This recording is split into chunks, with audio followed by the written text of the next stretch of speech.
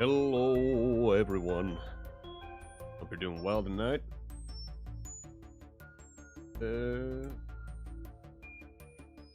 Photoshop. Still have that open. Time for some more Tyrion Cuthbert. When we met yesterday, we finished off case 2, and now we're, I would guess, probably still in the first third of case 3. We haven't even got, we're still in basically the first investigation phase, but I feel like we're probably getting towards the end of that. So let's just go over here. Hey, Tam, good. I was about to say good morning, which I guess technically if you're awake, you know, it could always be accurate. It's always morning somewhere. Get over here, unmute desktop audio. So looking at the achievements as we load up. Apparently only about a third of players, 35%, have cleared case 2. I'm wondering though, because the cases can be accessed in any order, if maybe like we'll see the percentage jump from like case 4 having a lower percent than case 2, like case 5 being close to case 1, because I could see some people being like, I wonder how the game ends if they can just access that right off the bat. And hell, I'm guilty of shit like that with books. Sometimes I'll read the last page, especially if it's only like half a page first, just to see like, alright, how does this end? Alright, now how do I get there? With usually zero context and understanding nothing about what's happening.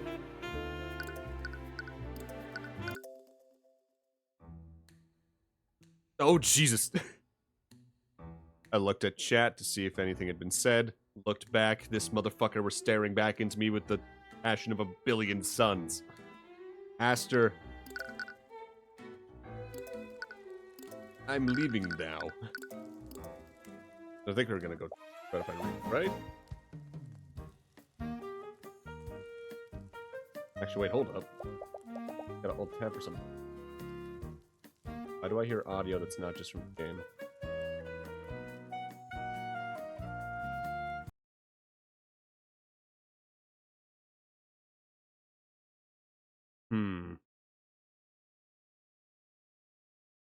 Give me a sec. Okay, that was from the game. Okay, that was weird. Sorry about that. I heard the rain sound effects and I'm like, did I leave a tab open? No, it is raining in the game at the moment. That's right. That is an entire plot point. We just can't hear it specifically in here for some reason. Just checked it goes down in logical progression. Okay, so it's the usual thing then. Tyrion, you're back! Did you talk to Mr. Draco-Jen? I did. I'm still not sure what to make of him just yet, but after what I've seen today, I don't think I can turn a blind eye to what's happening. There were traces of transmutation magic on the guardrails. Regardless of their motive, someone sabotaged them with the intent of harming an employee at the refinery. If this truly was a murder, you'd have to find out who did this and why. I'll represent him in court for the criminal case. Thanks, it really means a lot to me. On that note, you were at the refinery when the accident occurred, am I correct? Yeah, I was. May I ask you a few questions about what you saw that day? Of course, I'll do whatever I can to help. By the way, why were you at the refinery that day? This happens in mainline Ace Attorney every now and then as well, but I find it weird sometimes how they start sentences with things like, by the way, when it's like the first question we're actually asking them. Also, I take it we're gonna be in an argument. Didn't you have to work at the cafe? I was making a food delivery to Justin. Wait, you were delivering food to the victim? Yeah, he never had the time to make his own dinner. So I always delivered his dinner during his evening break. But that night I couldn't find him in the freight area, so I went looking for him in the refinery building. So the accident happened while you were delivering his food.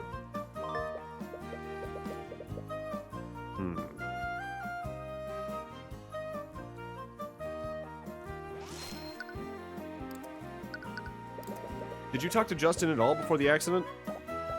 I did. When I finally found him in the refinery building, he seemed busy. He told me to leave his food in the break room. He was busy, but according to Draco-Jen, he should never have been in the refinery building in the first place. Did he say what he was busy with? He said he had a meeting scheduled with Dr. Draco-Jen. Can't be true, though. Draco-Jen didn't mention anything about this. Plus... Either it's meant to be a secret, or Justin was lying. We've gotten a few witness accounts already, but I just wanted to double check. What did you see during the accident?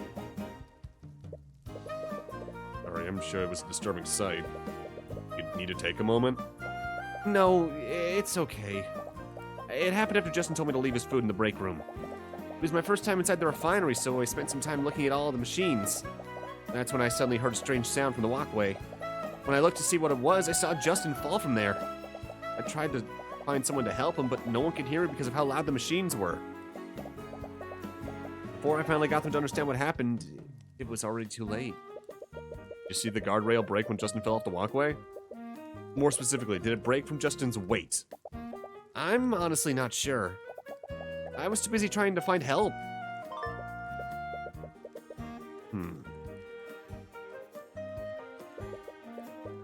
You have matching witness accounts from Astor and Morrison. They saw the guardrail break. Having Rika also confirm that would have been helpful. But he suppose Astor and Morrison's statements will have to suffice. Rika's account of what happened is a lot less detailed than Astor and Morrison's. But she did see Justin before the accident. You still have no idea why Justin was on that walkway in the first place. According to Rika, he said that he had a meeting scheduled with Dracogen. But that doesn't match up what Dracogen told you. Either Justin or Dracogen must be lying in that case. You met Dracogen already, but you still have no idea what kind of person Justin was. Perhaps Rika can tell you more? Could you tell us more about the victim? What kind of person was he? He was a good person. He fell in with the bad crowd a few years ago, but he was starting to turn his life around. I saw how much he was trying to change, so I asked Mr. Dracogen to give him a job. Really wanted to help him change his life for the better. This job just ended up killing him. You can't blame yourself for this. No one could have known that this would happen.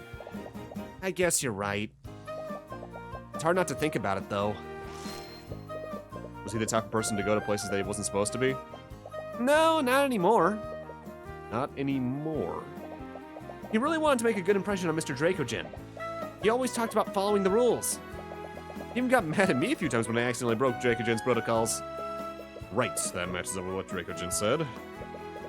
But maybe he was falling back into his old habits. Perhaps Rika can tell you more about what he was like before he turned his life around. You mentioned that Justin fell in with a bad crowd before. I've also heard they used to hang out with a band of local delinquents. Could you tell us more about them? Uh-oh. What? Rika, this information will help us with our investigation. I need to speak with the other people who knew him. You know where I could find his delinquent friends? Dead in the bay. I'm sorry, I really didn't know him that well. Rika, are you hiding something from me? What? Of course not. What would the Dark Lord of Orinox possibly have to hide from you? Yeah, she's definitely hiding something. You'll need to argue against her if you want the truth. Ooh, but we don't have a full profile.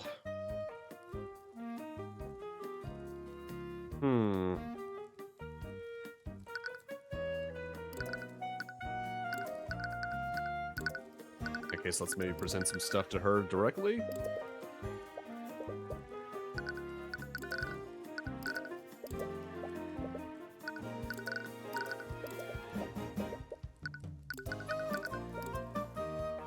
I'm terribly sorry for what happened to Justin. Are you doing okay? Yeah, it's difficult to think about sometimes. You always hear about these things happening, but you never expect them to happen to people you know.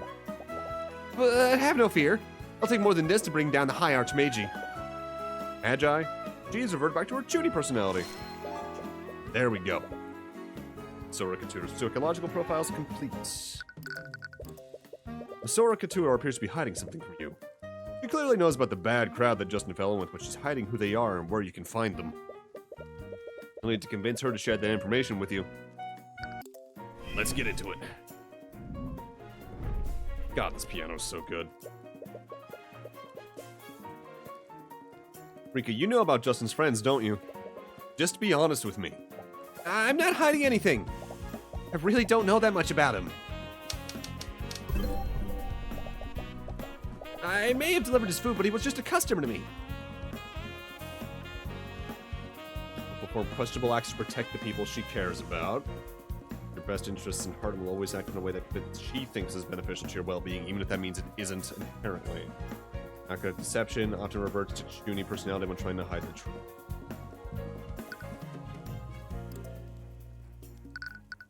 Let's see.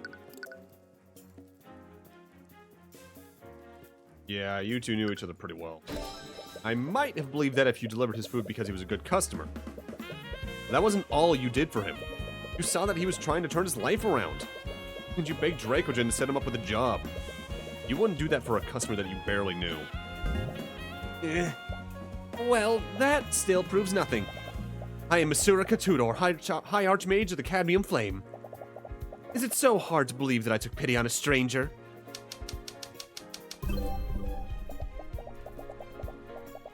It would only be right for me to equip a commoner with the means to change his life.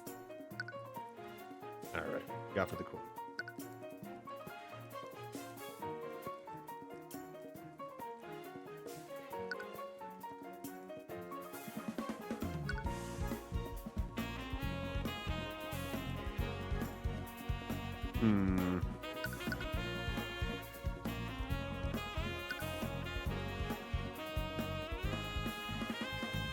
Both of them think she's in her tunic form, so she's definitely hiding the truth. Thinking doubt. You're not a good liar, Rika. You would have risked a lot by asking Dracogen to hire a stranger, especially a stranger with a dubious past like Justin. What if Justin fell back into his old ways? That would have surely brought about consequences on you and your business. You wouldn't take a risk like that unless you knew him well enough to trust him. Okay, fine, I guess we were friends. Like I said before, he was trying to leave his old life behind. He didn't like talking about the person he was back then. I wanted to forget about it. I never brought it up.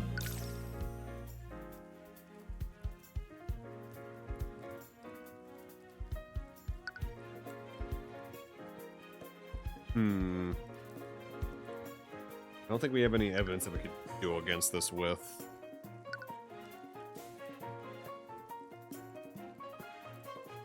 I feel like intuition's gonna be our way to go here, but what is empathy? No, that emotion checks, yeah, intuition. I doubt that, Rika. In fact, I'm sure that you were friends for at least a few years. With the friendship down, I'm sure he would have confided in you about his past. What?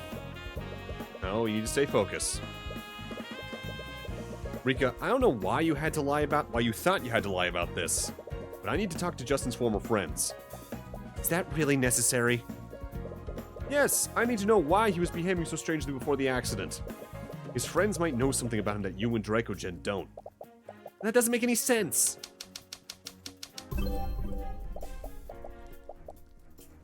I think you're just overthinking this, Tyrion.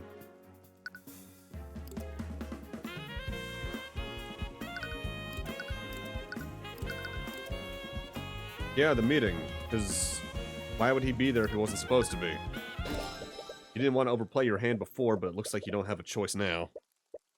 Rika, Justin told you that he was heading to a scheduled meeting in Dracogen's office, but according to Dracogen, Justin wasn't even supposed to be in the refinery building yesterday. What? Rika, Justin might have lied to you. No. He would never do that! Know why he was up there. And so far, the statements I've gotten from you and Dracogen don't explain that. I need to talk to people who might know things about him that you don't. Okay. I'll tell you where you can find them. Just promise you'll be safe, okay?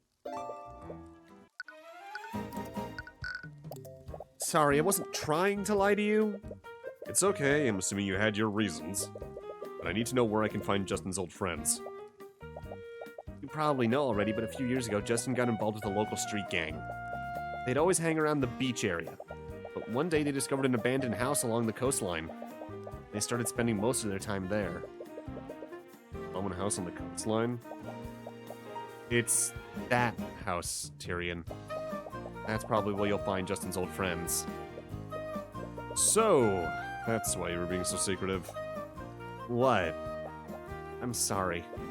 Don't be. You were just trying to look out for me, right? You're gonna be okay. I can go there with you if you'd like. No, it's okay. I'm sure you're busy with the cafe right now.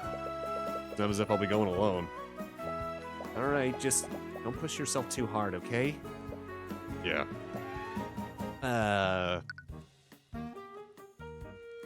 What is it like, our old house from back when?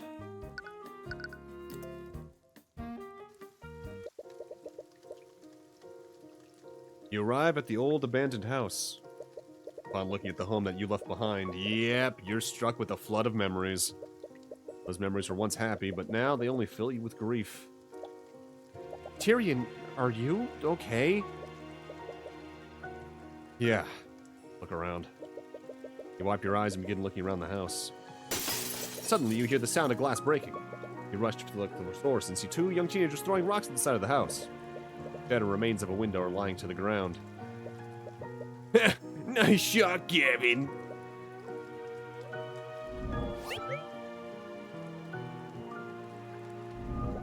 One of the teens, apparently named Gavin, notices you approaching. We've got company, Wyatt. Huh?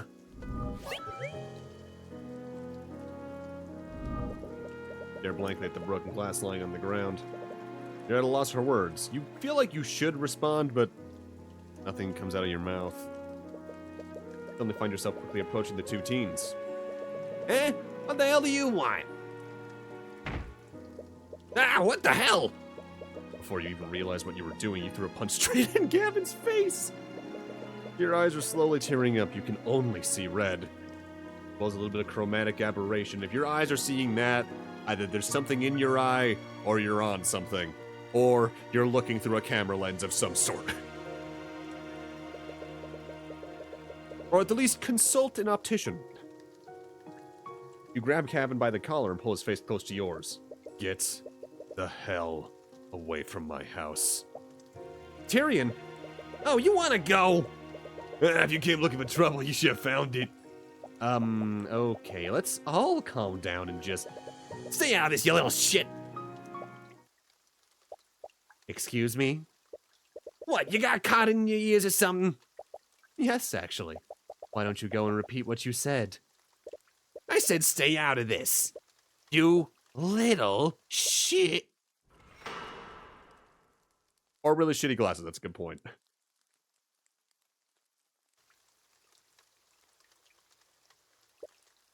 Celeste? Yeah? I'm sorry for losing my temper back there. I didn't mean to drag you into this. It's okay, our emotions get the better of us sometimes. Celeste? Yeah? I think you might have overdone it a bit. Nah. Celeste? Yeah? I don't think he's breathing. Come on, just give him a second. Suddenly hear the very bruised and broken form of Gavin sputtering and wheezing on the ground.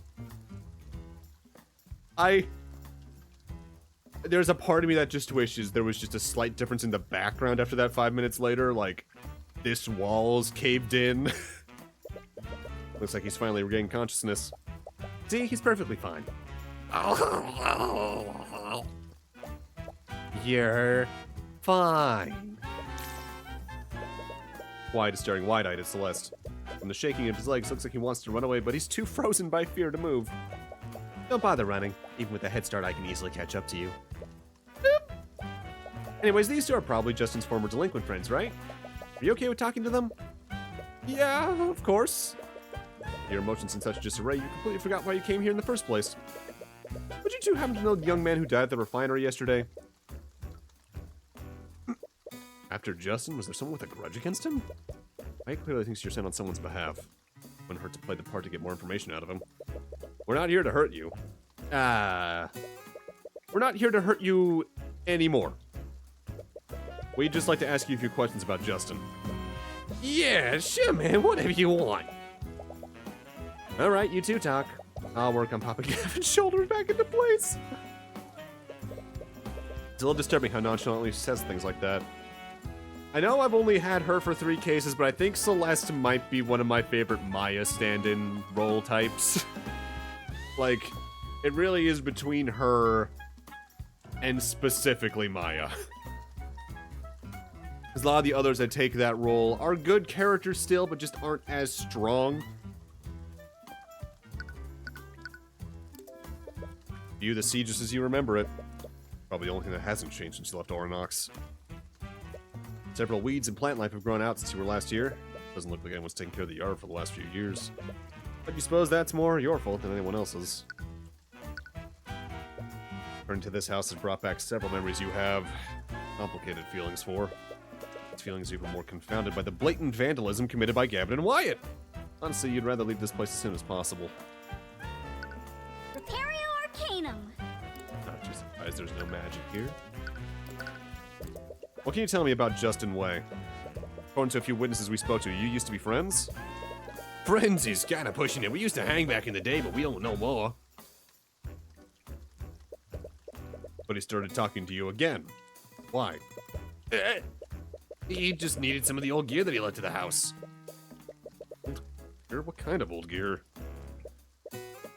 You know, his thieves' tools. Well, the tools you need to lockpicking and safe cracking. Tools for lockpicking and safe cracking? Why would Justin need these? Why would Justin need lockpicking and safe cracking tools? Well, he needed to get the gold that he owed your boss. So he owed gold to someone. Word has it he was working for the merchant that owned the refinery. I guess the owner trusted him a lot. Justin said that he had a way to get access to the safe in the guy's office. Justin was always a whiz when it came to breaking and entering. He even had tools that could crack magical locks. Getting the gold out of that safe would have been an easy score for him. Wait, Justin was planning to rob Dracogen?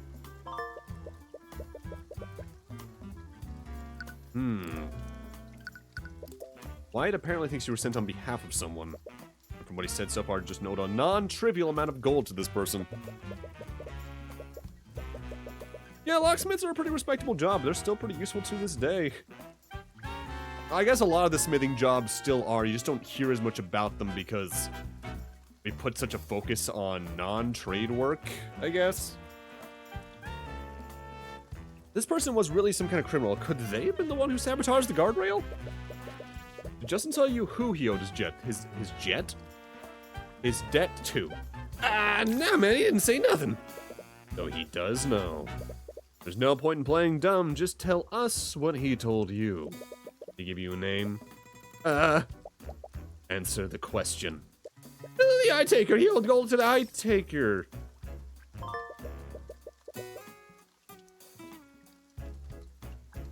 Why does that hat look like it's been placed on in Photoshop?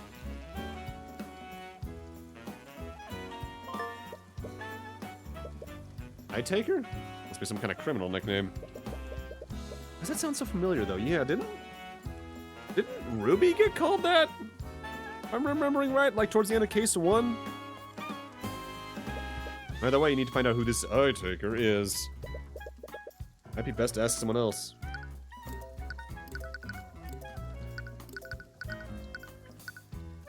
Don't move a muscle.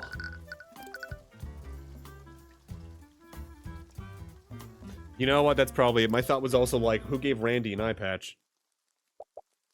Hey, Tyrion? Yeah? Back at the house, what was that all about? Never seen you get that angry before. You said that it was your... Yeah, it was my house. It was? Ever since we arrived in the city, you haven't really been yourself. If you want to talk about it, I'm fine. And I don't want to talk about it. You're not fine. I can see it on your face. Please, just talk to me. It's none of your business. That came out a lot louder than you wanted it to. Celeste, I'm sorry. I didn't mean to...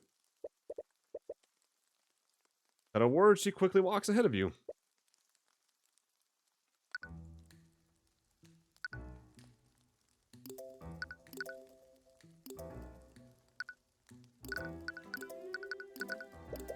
What can you tell me about this, Aster? Alright, so you got nothing on him. Probably wasn't the best guess to go to him. Which probably, if anyone's gonna have info on this Eye Taker, it's gonna be either Rika, Morrison, or Dracogen themselves.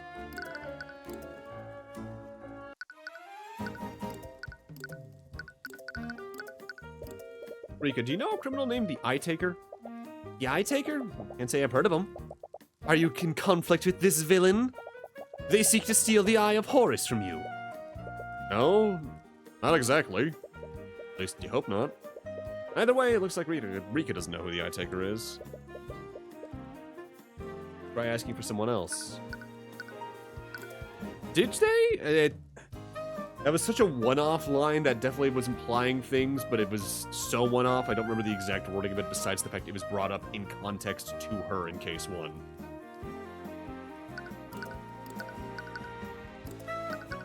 Alright, Morrison time.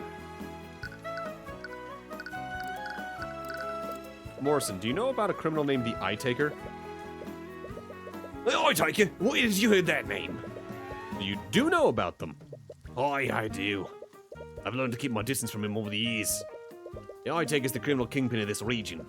Every large criminal undertaking in this region happens under his watch. He's that big of a deal? Of course he is! More importantly, how'd you hear about him? From what I heard, Justin Way owed him a huge debt. Justin owed him? They all used to run around with a bunch of rogues, but never imagined. Why, the scared lord. The Eye Taker might be involved in Justin's death. You think someone like him could be behind this? Well, there's a saying we have about what happens when you get on his bad side. Let's just say he reminds you why he has that name. We know who the Eye Taker is now. Definitely adds another angle to this case. Right? Because, like, he is missing an eye. Or unless that's just like a little flap that's covering it. There's still some elements of this that don't make sense. You need to take some time to work through it all, but you should go talk to Dracogen first. He'll want to see everything you've found.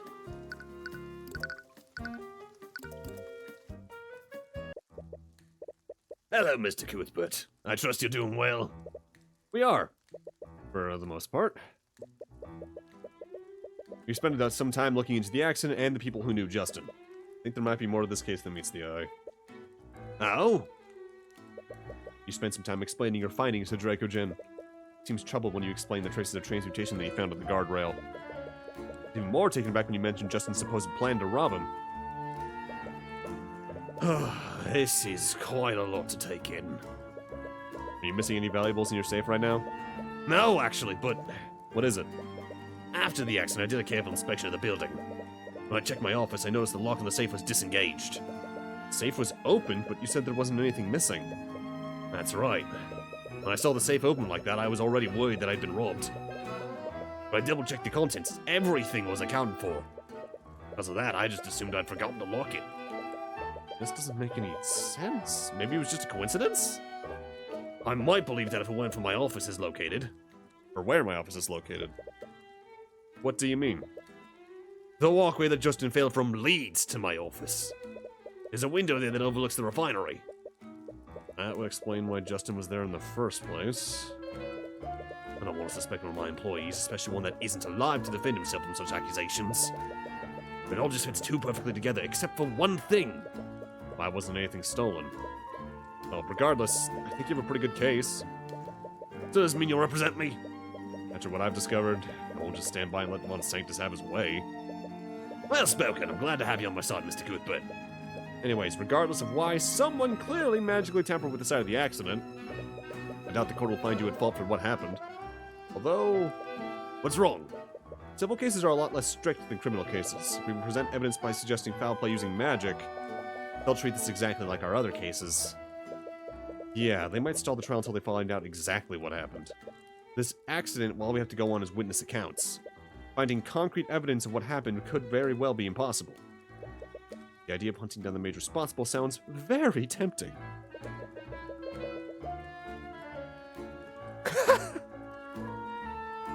Great serial tagline there. The only soda meant, the only cereal that you need to use soda in. Justin Way. Looks like you have your work cut out for you. I just hope things turn out okay in the end. If Von Sanctus out on the other side of this, who knows what might happen. It'd be best to keep your wits about you.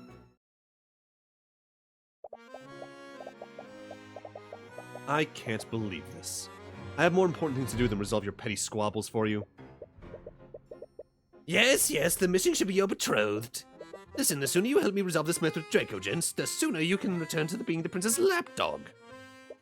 That is to say, once I'm not preoccupied with this case, House Von Sanctus can provide the resources for you and the Inquisition. I suppose I don't have a choice, do I? I was wondering if they were going to try to rope her into this before it became a murder case. Well, at least this case should be relatively straightforward. Arya, I'm so sorry, honey. It already seems like it definitely isn't.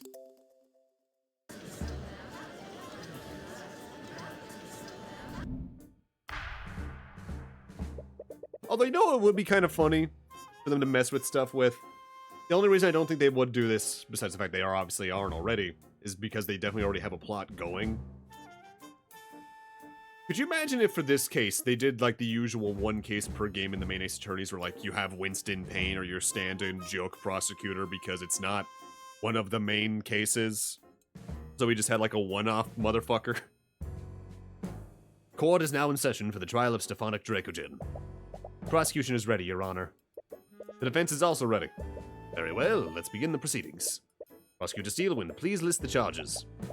The defendant is charged with criminal negligence in the death of Justin Way. The death occurred at Oronox Arcane Refinery last night. Mr. Way was an employee of the Dracogen Trading Company, a company owned by the defendant. During work hours, the victim accidentally broke a poorly maintained safety rail and fell into a vat of corrosive chemicals. Attempts to save his life failed, and his body was almost fully dissolved. So what's left of him, then? Mostly bones? I see. A gruesome end. The defendant displayed clear negligence in maintaining the refinery's facilities. As such, the responsibility for Mr. Way's death falls squarely on his shoulders.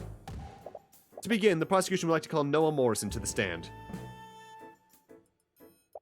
Witness, please state your name and occupation for the court. Yes, the name is Noah Morrison. I'm the harbour master of Oronox's harbour. It's my understanding that you witnessed the accident that night, am I correct? Aye, I did. Could you please testify to the court about what you witnessed?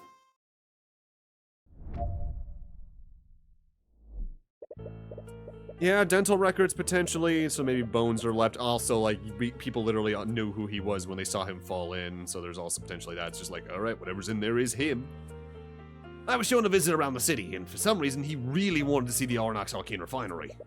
He was inspecting the machines there, when suddenly more of Masorica went up to us. He was desperately trying to tell us something, but there was too much noise. For a while she just pointed at the walkway overlooking the refinery, and we saw someone fall into that accursed vat. The guardrail that should have prevented him from falling, but he broke through it like as he fell. So there was a safety rail that should have protected the victim. Yes, however, upon closer inspection, the city guard found the rails were extremely rusted. They were clearly poorly maintained by the company. I see, and this negligence is the basis for the prosecution's charges. You're going to present the traces of transmutation that we found? Can't help but feel like there's something in Morrison's testimony that doesn't add up. Right now, those traces are the only defense we have against Von Sanctus's accusations. It's not a piece that I want to use just yet. Once you use that piece, who knows how the judge will react. Right? Like, that's what I stepped onto there as well. Like, in a situation like that, I feel like the person trying to point out the, oh my god, we have to go help someone, would be both screaming at them and pointing at the same time. So Rika might be in on this, or at least is being threatened.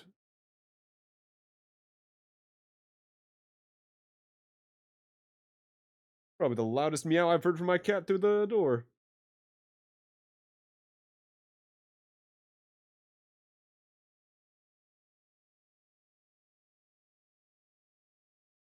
Why do I have 8 pings? What the fuck?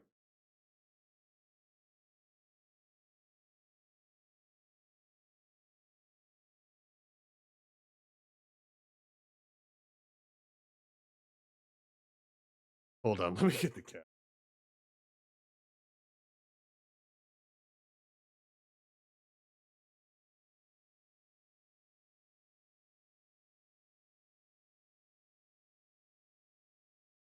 Because, like, I can usually hear her scratching eventually through my headset. I can't usually hear her meowing through it, so that was probably like, ah! Not much changed with Morrison's testimony. However, you collected a lot more evidence since you last spoke with him. Is there anything you found that contradicts his testimony?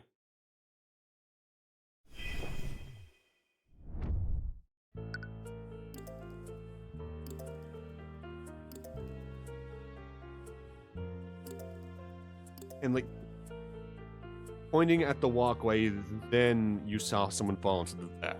Like that feels timed. You mentioned that you saw someone fall into the vat. Did you not recognize the person? Well, I didn't know the lad personally. It was pretty far away, I couldn't get a good look at the person. Maybe we should keep an eye on that detail. Anyways, could you go into more detail about the moment you witnessed the accident? Of course, what did you want to know about?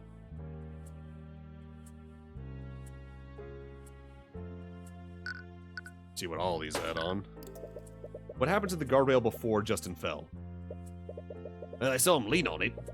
Should have prevented him from falling off the walkway. But the rail just broke off the instant he put his weight on it. That's how I fell into the vat. Let's see, could you please include that detail? If you think it'll help.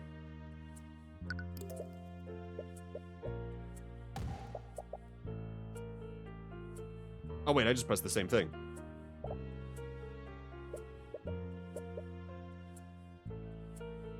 Yeah, that... Sometimes I forget that when you press a statement in any of these games, it moves on to the next statement.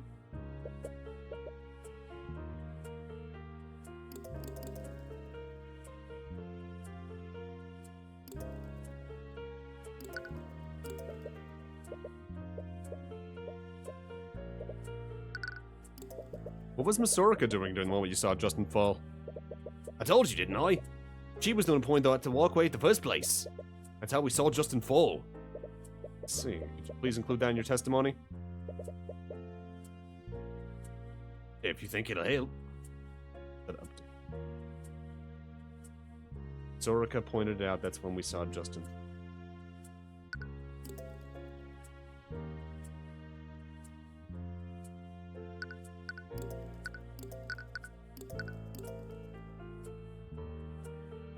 After seeing him fall.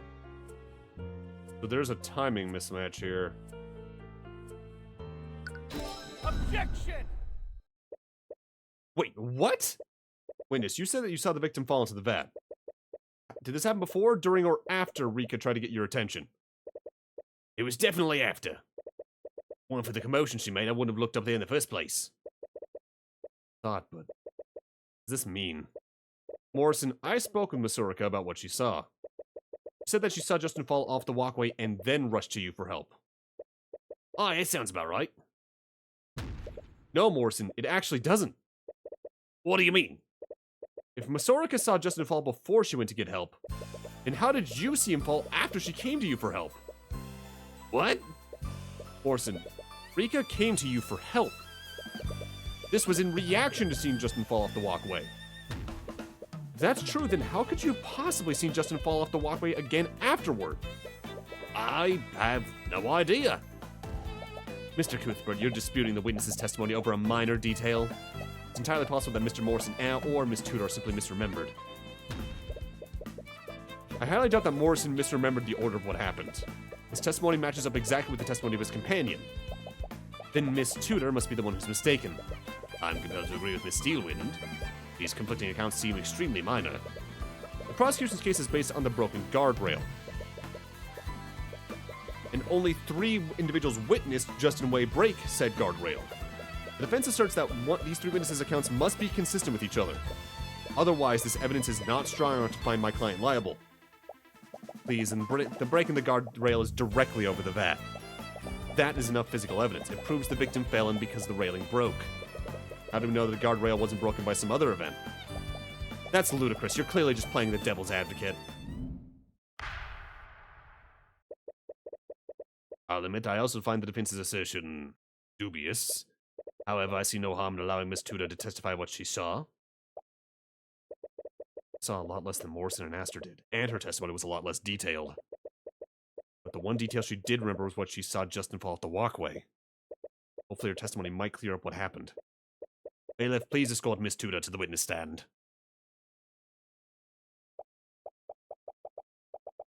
Witness, please state your name and occupation for the courtroom. This is probably Rika's testifying in a courtroom. Hope she'll be okay. As if I need such introductions, but allow me to indulge you all. Oh lord, is she seriously doing that here? I am Masurika Tudor, Dark Lord of Ornox, High Archmage of the Cadmium Flames, and business proprietor of Sweet Confections. I see. I was not aware we were in the presence of such a renowned individual. Wait, does he actually believe her? Your Honor, Masurika Tudor is the owner of a local cafe in Orinox. Isn't she also a high Archmage? I am. No, she really isn't. Tyrion, you're ruining my flow. Yeah, stop ruining her flow, Tyrion. You would say that your flow is the most disrupted right now. Okay, again, that's a weird thing where it took me a second to realize that Tyrion was talking about himself there. The narration is talking about Tyrion, but again, why is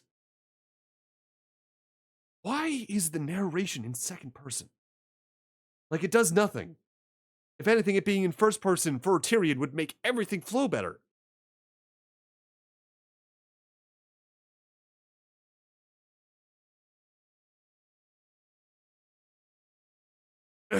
Anyways, Miss Tudor, you were at the Ornox refinery on the night of the accident. And you witnessed the moment that the victim fell off the walkway, am I correct? Yeah, that's right. According to your statement, you ran up to Morrison after you saw Justin fall off the walkway. The problem is that there's a contradiction between both of your testimonies. There's a contradiction? Morrison testified that he didn't see the victim fall into the vat until after you approached him. Right? Yeah, second person's always the weirdest choice. Like, it can work. But why do it here? That wouldn't make sense, though. You saw the victim fall off the walkway before you ran up to Morrison. Morrison couldn't have possibly seen the victim fall again after that. Oh, I think I see what's happened. You do?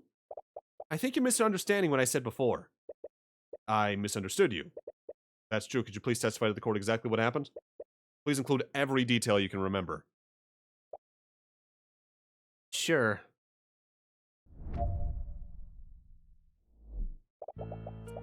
I was at the refinery when I heard a strange sound from the walkway. When I took a look and saw what it was, I saw that Justin had tumbled over the guardrail. But he hadn't fallen into the vat yet. I saw him barely hanging onto the edge of the platform. I didn't know how to get to the walkway from there, so I looked for help on the grounds and found Mr. Morrison. Must have seen Justin lose his grip at the ledge and fall into the vat after that. The victim didn't immediately fall into the vat. He was hanging onto the edge of the walkway.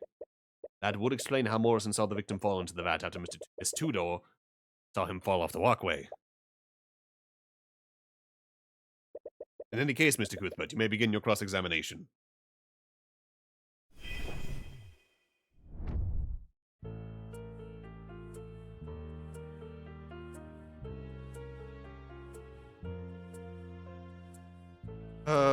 What do we got in evidence that we could potentially use against anything she says here? Not a lot at the moment.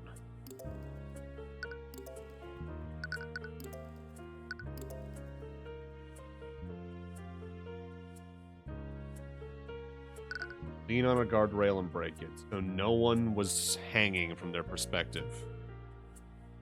Yeah, Arya noticed it as well, I think. Arya's an interesting prosecutor so far. Like I've said, she's more on our... I'm not gonna say more on our side, but she doesn't... She's not in this for reasons of glory. She's in it to actually seek justice. And when she notices the problem, she will actively say, no, go fuck yourself. Person who isn't the defendant.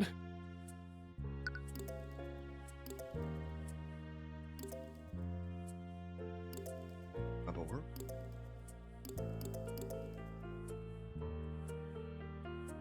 Either statement 2 or 3, I think. Start with statement 2. Objection! Over? She said over, didn't she? Rika, you said that the victim tumbled over the guardrail. As in, he was thrown over it. Yes, that's right. What? You see the moment that the guardrail broke? No, I didn't. I already told you I did, didn't I? But you did see the moment that Justin fell off the walkway. And in that moment, did you see Justin break the guardrail? No, like I told you, I didn't see the moment the guardrail broke. But that's the thing, Rika. According to Morrison, Justin Way broke the guardrail as he fell into the vat. More specifically, he said that Justin was standing on the walkway when this happened. What? According to the prosecution, Justin Way leaned on a faulty guardrail and broke it, falling into the vat. That's not what you saw, was it, Rika? No, I saw him tumble over the guardrail.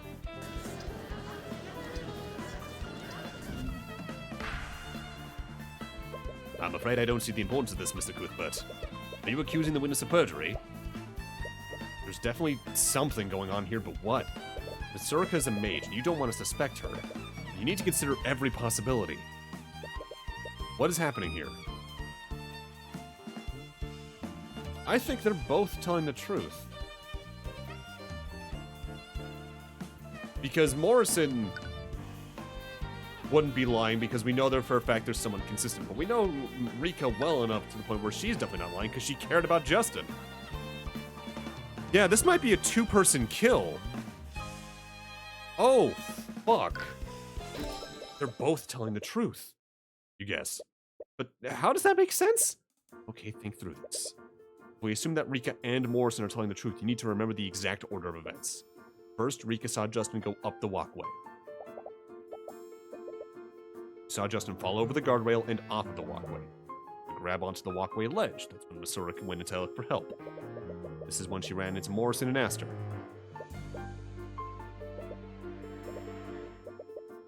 And then there's Aster's count of events.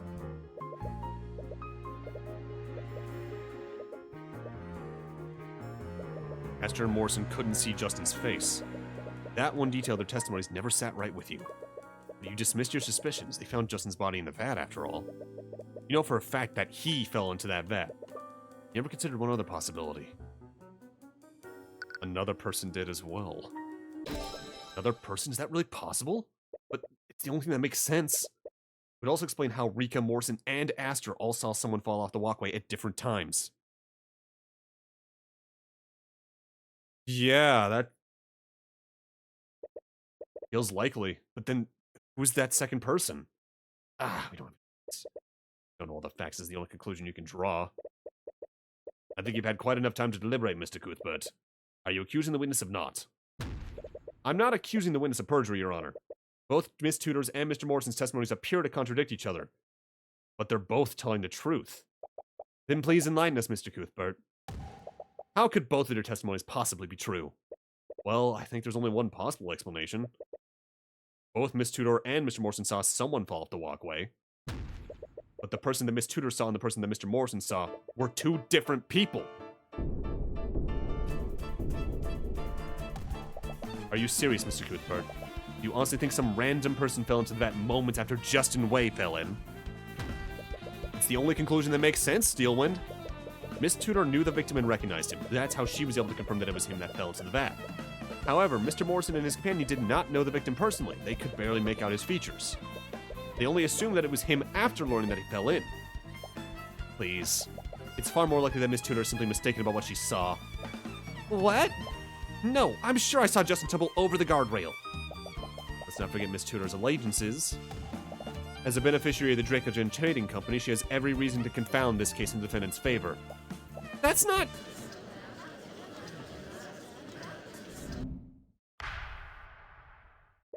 That's enough. This is a civil case, Mr. Cuthbert, not some murder mystery for you to throw wild theories towards. It's like you don't have a choice. You're gonna have to use your trump card. You have one piece of evidence that implies this wasn't a simple accident. Yeah, we do. Are you sure about that, Your Honor? What? Justin Way's death was reported as an unfortunate accident. As a result, the city guard put minimal resources into their investigation. More specifically, there was no reason to call in the Arcane Inquisition. What are you talking about now? Why would the Inquisition be... No, are you saying that... Unlike the Ornox City Guard, I have a mage capable of detect magic. Casting detect magic. My bodyguard, Celeste McCoy, scanned the crime scene for magical traces, and she found traces of transmutation on the broken guardrail. Traces of magic were found at the crime scene? That would make this a potential homicide, Your Honor. This is ridiculous.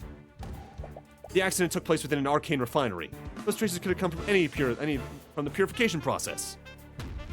Miss Steelwind, these traces were found only on the guardrails that Justin broke. We didn't find them anywhere else. We can't be certain of what happened, but it's clear that a mage used magic near the scene of the accident. Foul play may have been involved. So my theory of another person falling into the vat is entirely possible. My client is not at fault for the guardrail breaking. Considering this shocking revelation, there is still much we do not know about Justin Way's death. With that said, I have no choice but to suspend the trial of Von Sanctus versus Dracogen. Had a feeling this would happen. It's like your other cases, the court won't pass a verdict until the culprit is found. The court will give the Arcane Inquisition time to investigate the scene and the supposed magical traces. We'll resume the trial in 2 days' time. Court is adjourned. 2 days' time? It's a little more than usual. Well, we at least survived the first day. It kind of feels like we're back to square one. Yeah. Inquisition will get involved. They know that magic played a role in what happened. If you want them to dismiss the case against Dracogen, you're going to have to find out exactly what happened. If that's even possible. Hey, are you okay? I feel a headache coming on. Yeah, I think I'm just tired. Well, this day has been exciting. Exhausting. Different EX word.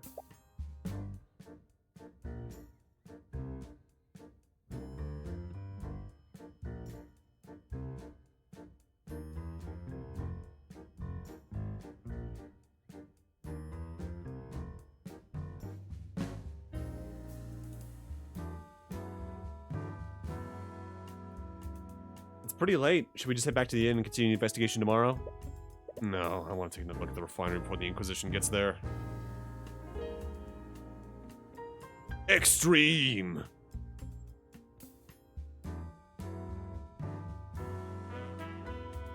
Thanks for the hydration, by the way. No, I just want to take another look at the refinery before the Inquisition gets there. Robbing Pain in your skull seems to disagree with you doing that. Yeah, no, we're heading back to the inn. I'm fine, really. Tyrion, I know you're anxious about the trial, but you need to get some rest. Blessed, it's fine. It's not. You're going to work yourself. Would you just stay out of my way? Again, your voice came out louder than you meant for it to. Fine, whatever. Do what you want. It's this damn city. Being back here is really getting to you. All the more reason to get through this trial as soon as possible. Soreness in your head doesn't seem to be going away anytime soon. Perhaps you're right. Perhaps she's right. Be better off investigating the scene after some rest.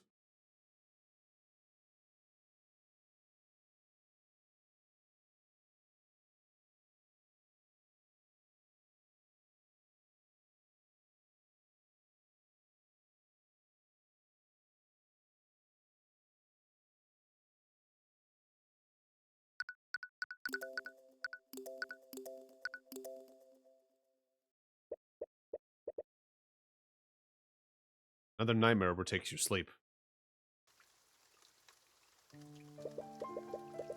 You clutch the note tightly in your hands as you read it. I'm sorry, Tyrion. There are so many things I wanted to tell you. So many things I wanted to show you. I'm afraid I can't do that now. You be strong now. The world is bleak, merciless, and unforgiving. But I've seen you. I know how bright the light within you is. Use my eyes, peer beyond the divine gate as I once did. Use it to reclaim the future. Her eyes? I don't understand. Doesn't matter. All I have to do is stop the execution. You just distract the knights long enough, you can save her and run away. You'll have to abandon your home, but at least she'll still be with you. As you try to sprint towards the gallows, a knight grabs your arm and pulls you back. Hey kid, you can't cross this point. Hey, stop that! You try to break his grip by striking him with your bare hands, but he barely feels anything through his armor. You continue delivering blow after blow to him, but it does nothing. Your knuckles start to bleed. Irritated by your behavior, the knight pins you to the ground. Kid. You desperately struggle against him to no avail. And from this position, you have no choice but to watch what's happening. Wait, stop! Make eye contact with your mother one last time. Her body goes limp. You stare blankly at the hanging body. Ooh. Damn. Oh, this isn't... Clutch her note tightly in your hand. Feel a comforting yet fleeting warmth from it. Mom! Tyrion! Celeste? I snap back awake. A nightmare. There are tears streaming down your face. You try to bring up your sleeve to wipe them away. Realize that Celeste is firmly gripping your hand. Are you... Sorry. were shouting in your sleep. You seemed to calm down a little whenever I held your hand. So I've been doing that. Oh. I mean, are you okay? You're not. Been acting weird since we arrived in Orinox. It's nothing. It's not nothing. Had something to do with your mother. Past 2 nights you've been calling out for her in your sleep. Please, just talk to me. Your friend, aren't I? Never even realized it. Many people in your life after you left Orinox. Had Miss Tamora, and she never wanted to talk about it. What happened? But Celeste, she's been there since you started your career. Of course, she's your friend. It all happened a long time ago. We lived here together in that old house. My mother was a merchant and a mage. Your mother was a mage? But I guess the gift of magic skipped my generation. I could never use it. About 10 years ago, my mother's business partner was found murdered. They found traces of magic at the crime scene. They thought that your mom did it. Miss Tamora was my mother's defense attorney for the trial. She did everything she could to get her acquitted, but she could never find the real culprit. They found her guilty of first-degree murder. I tried to stop her execution, but... Your voice starts breaking. Tyrion. Sorry, Celeste. What?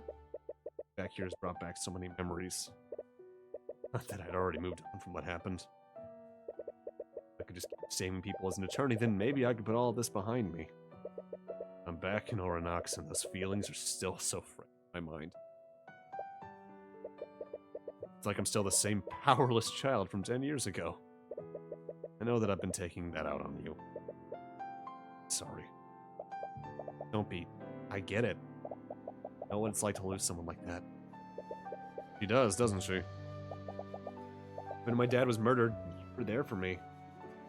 If it weren't for you, I still would have believed that he died hating me. Celeste, Celeste slowly clasps your hand with hers again. Feels warm and comforting. It's been the warmth you've been feeling for the last few nights. Just let me be here for you. Feel yourself dozing off. You have to snap yourself back awake. Sorry, the last few days have been a little tiring. It's okay, just focus on falling asleep. I'll stay with you for as long as you need me to.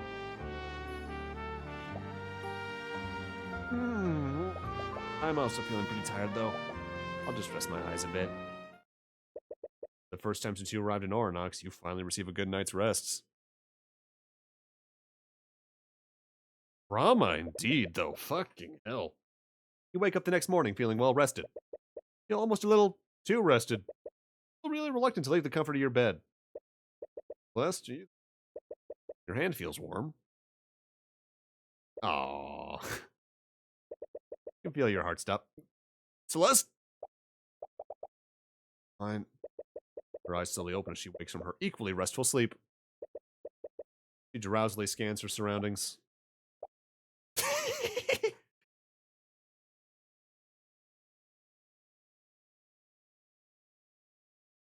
Print screen. You both dart out of the bed.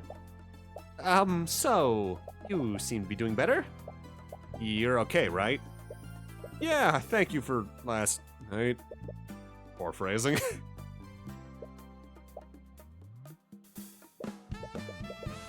Hello, are you there, Mr. Cuthbert? Ah, what the hell? Your soul nearly jumps out of your body. You suddenly hear Astra's voice, and it's extremely loud. You look around to see where he is, but he's nowhere to be found. Astra? Ah, thanks for the scaled lord. I've finally gotten through to you two. What? Where are you? I'm using a spell to speak with you right now. I apologize for contacting you in this manner, but I was worried something had happened to you two. Right, of course. Anyway, what do you want this time of day? This time of day? Mr. Cuthbert, it's 3 p.m. in the afternoon. What? 3 p.m.? You missed the entire morning! Welcome to my life, Tyrion. I hope everything's okay. Did something happen? No, everything's okay. Anyways, if it's already this late, we should head over to the refinery. Yeah, the investigation. Let's do that immediately. Celeste immediately power walks out of the room. You quickly follow after her. You're heading to the refinery. Do you mind if I meet with you two? There's something I'd like to ask you. Sure? Wonderful. I'll see you at the town square. You quickly meet Aster in the town square while you wait for the walk to the refinery. You and Celeste walk to your destination with purpose. A little too much purpose. Almost as if you're both trying to distract yourselves from something. Every time you make eye contact with Celeste, she quickly glances away. This has become a very different visual novel all of a sudden. Things are a little awkward, but you much prefer this over the tense mood between you two yesterday. Anyways, Aster, what was that spell you used earlier? It'll let you speak to us without being there. Oh, that was a conjuration spell. It's called Send Message. Now you see, I get why they called it Send Message, but I would have named it Direct Message. Aster sliding into our DMs. I just feel a little bit uneasy when you can just contact us out of the blue like that. More importantly, you're a little worried about what he might have seen. Don't worry, the spell is perfectly harmless. I can give you the parameters if you'd like. Malum, 1 hour. 30-foot radius can hear the caster's voice. You hear sounds close to target, allowing for two-way communication. Target must be a person known to the caster and must be conscious, otherwise it will fail. But can also be an object that is attuned to the caster's magic. Interesting. So like a compendium, even. Like only facilitates communication. You definitely didn't see the embarrassing state you two were in. By the way, I'm not trying to be rude, but why are you following us? Oh, yes. I was still trying to think of the proper method to ask you, but you both seem to be on edge at the moment. No known distance between target and caster, though. I mean, didn't it say something about 30 meters? Or 30 feet, rather?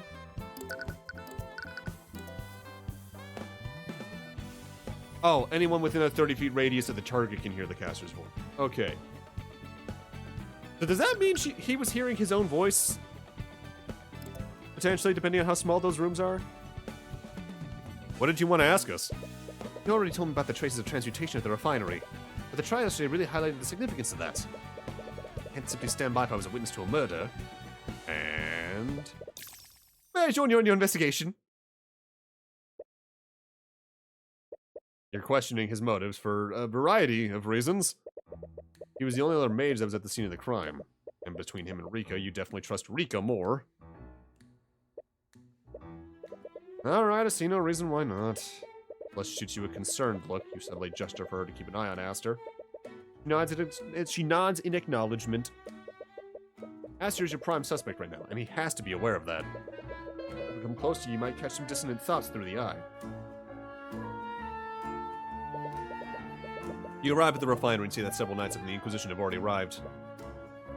You glance at the damaged walkway and see Commander White there with a few of his knights. He seems to notice you too, but he only pays you a passing glance. Ah, Mr. Cuthbert, I've been waiting for you. For quite a while, may I add. Right, sorry about that. I suppose you have your reasons. You've been more than proving yourself worthy of my trust. Although...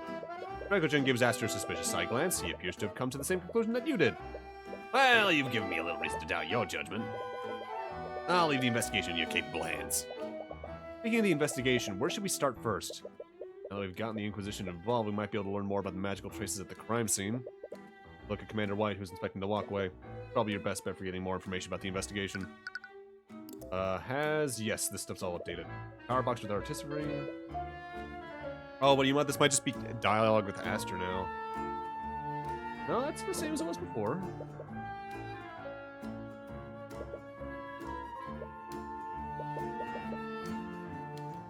So if they dissolved potentially 2 bodies, and they only found Justin, that means either there was nothing left of the first person, / second person, depending on which one Justin was. Or there was enough of both of them left, they just assumed it was one person's remains.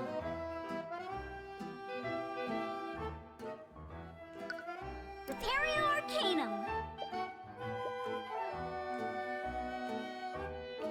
Oh shit, this is different actually.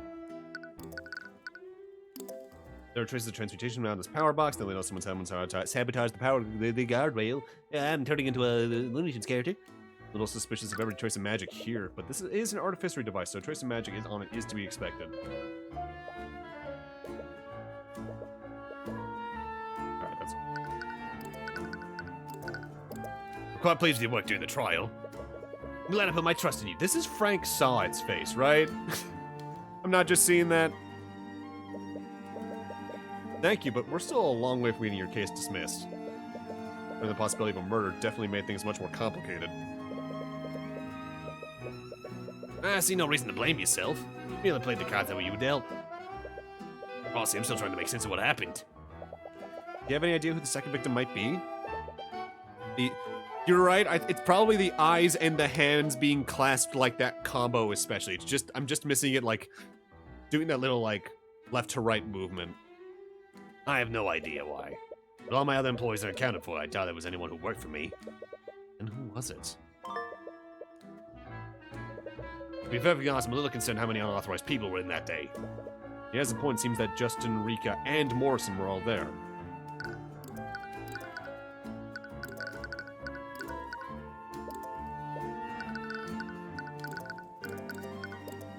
I've certainly heard stories about them. I never would imagine that Justin was involved with such an individual. Alright, let's head up to the walkway. Talk to White. The other character I gave a raspy voice.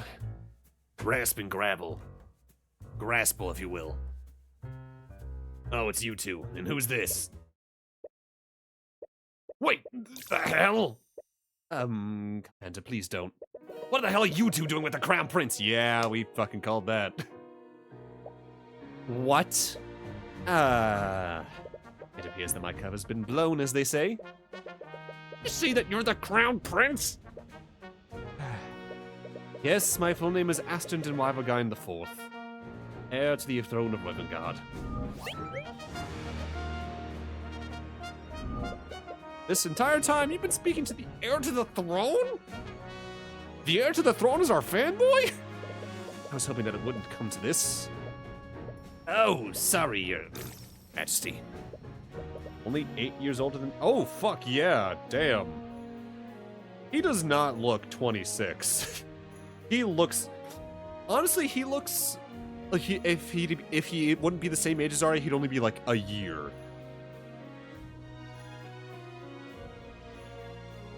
Please, none of that. I would much prefer if you all continued to call me Asta. No, I could never. Never seen the commander this flustered before. Why did you find the need to hide this from us? I didn't want you to think less of me. I admire your work, Mr. Cuthbert. Why I was afraid you wouldn't speak with me if you knew the truth. In a way, he was correct to assume that. As a member of the royal family, he represents everything that you and Miss Tamora are fighting against. But he does look like a sincere and genuine person. At the very least, you haven't seen anything incriminating through the Eye of Horus. Anyway, this complicates things greatly. Astor's your primary suspect, so if he did commit the murder, you would have to implicate a member of the royal family. Nobleman is one thing. But would it even be possible to convict the Crown Prince? Well, no matter what, you won't stop seeking justice. Doesn't matter who you're facing, be they man, king, or god. And princes aside, you came here to talk to the commander about his investigation. Since Astor's accompanying you, he might be more inclined to share details with you. If the liquid is so volatile, how are you able to take things out of that vat? Oh, the liquid isn't volatile anymore. When the harbor master and I reported what we saw, the workers poured some alchemical solution into the vats. Yeah, according to them, that solution neutralized the evocation magic in those chemicals. When I hear the magical liquid in these vats is usually blue. The solution that they poured in turned it green. Yes, unfortunately, it was too late. By the time they neutralized the liquid, Justin's body had been already mostly dissolved. If they hadn't neutralized it so quickly, we probably wouldn't have found anything from the victim.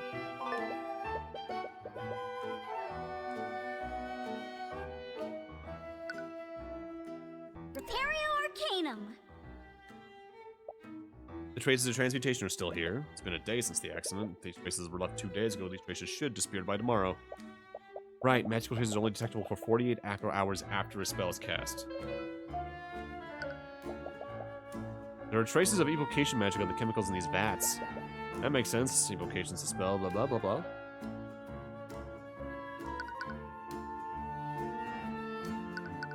Same as it was last time. The way the music just shifted there threw me off for a second. I want wouldn't go that far, but yeah, he's definitely gonna probably play at least a major role in the final case. Cause like, we've tried men. I don't think there's a way we're gonna be able to try a god unless, well, whatever the fuck's going on with Eris, maybe. So maybe we get to try all three. God, if that actually ends up being the case. I'm surprised the Inquisition is even here. I thought you were all busy investigating Aster's missing ship. Oh, wait, you know about that? Commander glances nervously at Aster. We wanted to put more of our people there, but Lady Steelwind insisted we focus on the Dracogen case. As you should. I would much rather have you find justice for Justin Way. Far more important, looking for some musty old ship. Right. Have you discovered anything about the magical traces here? We did take a look at it, and it's definitely suspicious. The only rails with the magical traces are these. The fact that we can still see them means that they were left within the last 48 hours. Looking pretty likely someone used transmutation on these rails that night. Doesn't make sense, though. Why would somebody weaken these rails specifically? I have no idea. I'm just as confused as you are. Really foul play that somebody knew that Justin or some other person would be in this exact place. Has the Inquisition found any evidence to prove my theory? You mean about the second person falling into the vat? Sorry, kid, but it ain't that simple. The body of that Justin fella sort of dissolved. That's quite some. If another person had fallen in, their body would have dissolved too. But we can only find some bone fragments, blood, and a lot of metallic shards. Have you been able to fuse divination magic to identify the bone fragments? Yep, the ones we found all belong to Justin Way. No signs of the bones from another person.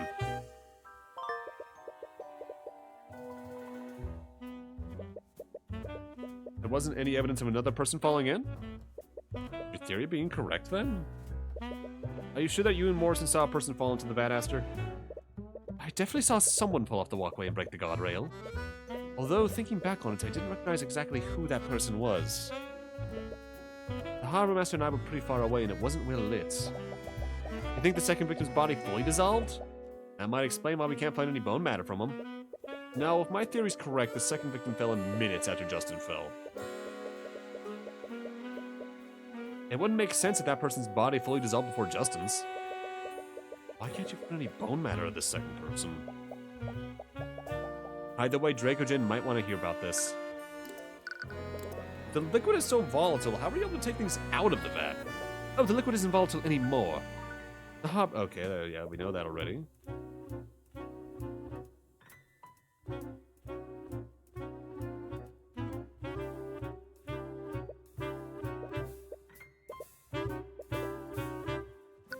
Interesting that you can get that dialogue two different ways, huh?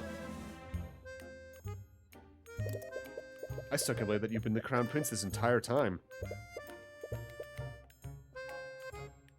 I wasn't trying to deceive you.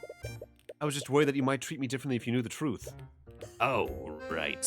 Did I call Steelwind over here for you? He'll probably want to see you. Oh, I think it would be best if you didn't. Oh, I remember now. You're the Crown Prince that makes you Prosecutor Steelwind your fiancé. Right, Lady Frege mentioned that during the Nightgrave case. That's why the name Aster sounded so familiar. Saw it in her thoughts. That Miriam. She caused me so much trouble by publicly revealing my marriage to Lady Steelwind. I had hoped to keep it a secret for much longer. Where is Prosecutor Steelwind, anyways? She always investigates the crime scenes herself. She said she wanted to investigate the disappearing ship personally. She seems really hellbent on finding people responsible. They did attempt to kidnap the Crown Prince after all. She must really care about you, Aster. Oh, I highly doubt that. What? Our marriage was arranged by our parents well before we were born. She had no say in the matter, and I know she only tolerates me for the good of our kingdom.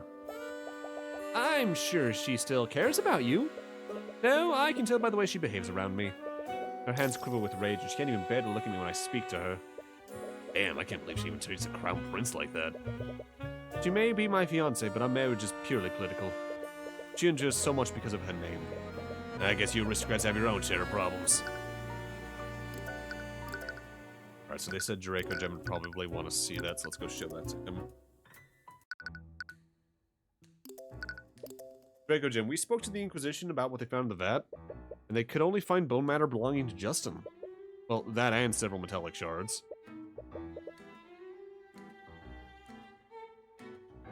How do I recognize this? We're getting a lot of faces that are just like expressions directly out of an Ace Attorney, but I can't. Who is that Gaunt's?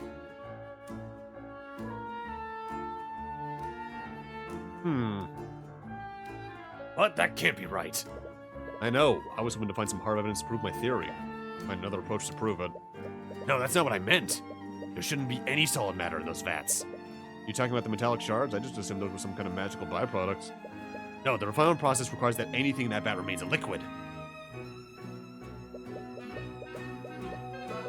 And whatever it is, it's definitely from one of the 2D games, because I cannot remember basically any of the character sprites animations when they went 3D, barring breakdowns.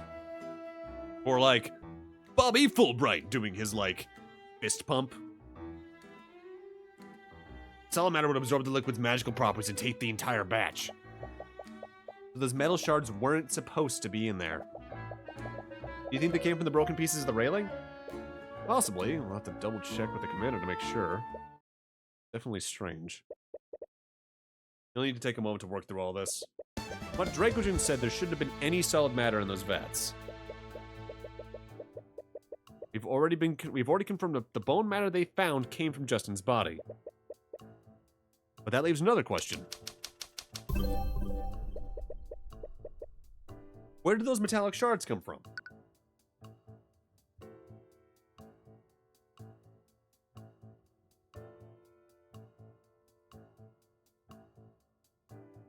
Well, the bat definitely has to be the ending thing. The killer killed themselves. No. Well, I guess I can't exactly discount that yet.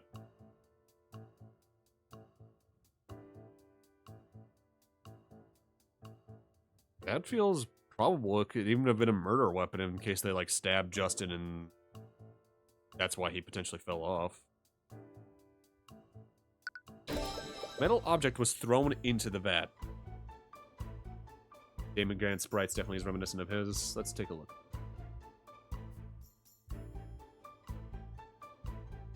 Yeah, I think that's exactly what I was thinking of. Especially, like, the eyebrows. Metal object was thrown into the vat. Yeah, I guess that makes sense. Whatever that object was, it probably dissolved into the shards that Orm found. That's the thing, though. The magical liquid in that vat was extremely volatile. It was destructive enough to reduce a human body to just a few shards of bone. What could the magical liquid have done to the object? Well, in that case, it probably should have mostly destroyed it.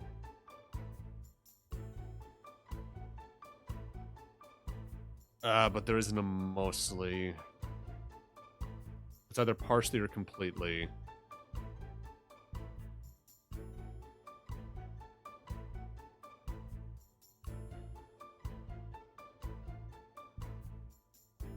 Let's go all in first, I guess, and then see where we go from there.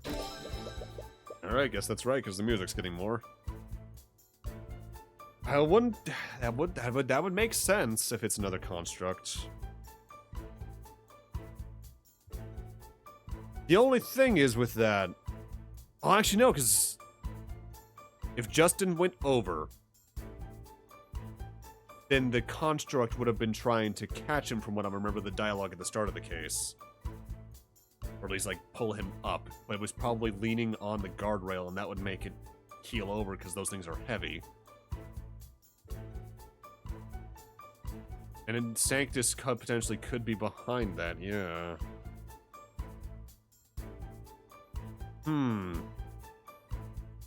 The object would have been completely destroyed. Shouldn't have found any metal shards in the first place. Right, but we did find them. How do you explain that? Why wasn't the metal fully destroyed? That night, something happened that prevented the metal object from being fully destroyed.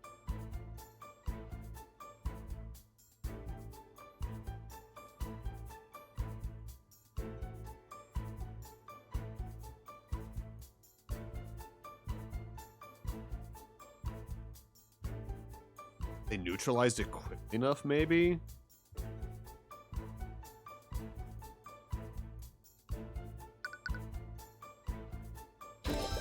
When no one Morrison reported the accident, the workers immediately neutralized the liquid's magic. They did this in an attempt to save Justin. But it would have also stopped the liquid from destroying anything else within the vat. So that's why we found those metal shards. Whatever that metal object was, it was only partially destroyed. This means it fell into the vat around the time Justin did. If it fell a while before the accident, it would have been dissolved completely. If it fell after, it wouldn't have dissolved at all. Furthermore, whatever that object was, it was probably as large as Justin. You think this metal object had something to do with the second victim? Maybe they were holding it in when they fell in. I'm not sure, but it's definitely possible. We should take a closer look at the metallic shards that Commander White found. Those shards might help us identify the second victim.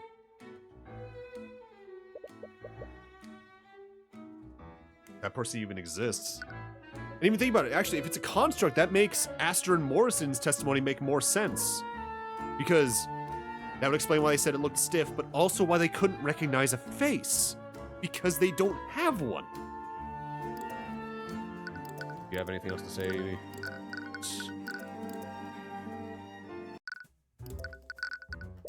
Commander White, you mentioned you found several metallic shards in the vat. Do you mind if we take a look at them? Sure, just don't get any bright ideas about taking anything. You'll also want to avoid touching them with your bare hands. The liquid is neutralized, but it definitely ain't good for your skin. Commander motions to one of the Inquisition Knights. Acquisition Knights? We are here for you. Join us. After a few moments, he brings back a large barrel filled with metallic shards. I guess in a way, that's sort of what the why can't I remember the name of the Crusades? The Crusades were Acquisition Knights. Join us or die. What? There were that many? Could have possibly fallen into the vat. Well, I guess we should get started. Spend some time closely inspecting the metallic shards with Celeste. The shards are only the size of small rocks, and it's difficult to find any discerning features. Any luck on your end? No, I haven't even found... Ah! Celeste? I think I found something. Not exactly sure what it is, though. Celeste pulls out a metallic shard with some sort of engraving on it. Like other shards, this one looks far less damaged. The engraving on it looks like some sort of crest. It's the crest of House of Von Sanctus. Isn't he the noble that's charging Dracogen? Well, I doubt that Lord Von Sanctus was the second victim. Aster, do you know who would have a house emblem like this? Normally, only the Lord retains to have the emblems of his house. Well, I doubt that Justin was the one who had this in his possession. You think that one of Von Sanctus's retainers fell into the vat that night? It's definitely possible, but if that did happen, why haven't we heard anything about it? Lloyd Von Sanctus would have the resources to keep something like that out of the public eye. The only way to know for sure would be to ask him ourselves. But even if we could talk to him, he would never cooperate with us. You glance at the prince. Someone of his station would have no trouble meeting with Lord Van Sanctus. An idea begins to form in your mind. Unless... What is it, Mr. Cuthbert? Aster, do you think you could help us interrogate Lord Von Sanctus? Really? You need my help? In this instance, it'd be very difficult to speak with him by ourselves. But as the Crown Prince, he'd be much more inclined to speak with you. Of course, I'd be happy to help. Might be overplaying your hand by utilizing Aster this way. You're still wary of the prince, especially since he was one of the few mages at the scene. Will this really work, though? It's not ideal, but it's the only lead we have so far. Still bothers you. Haven't you found any bone matter from a second person? Maybe you're overthinking it? You should pursue every lead and see where it takes you. And to do that, you need to find out where Lord Von Sanctus is. Well, call it a hunch. This is almost directly the shot from, I think, was it Snow White or Cinderella? Or maybe it was Beauty and the Beast. No, Beauty and the Beast was a smaller stairway, I think. So this is Von Sanctus's house. More appropriate to call this building a palace rather than a house. What's that smell? As you head further into the manor, you're hit with a very pungent and sour odor. Almost burns the interior of your nostrils every time you inhale. Well, we're here. Look around the manor and don't see anyone nearby. Looks like Lord Sanctus isn't home at the moment. Perhaps we should try looking somewhere else?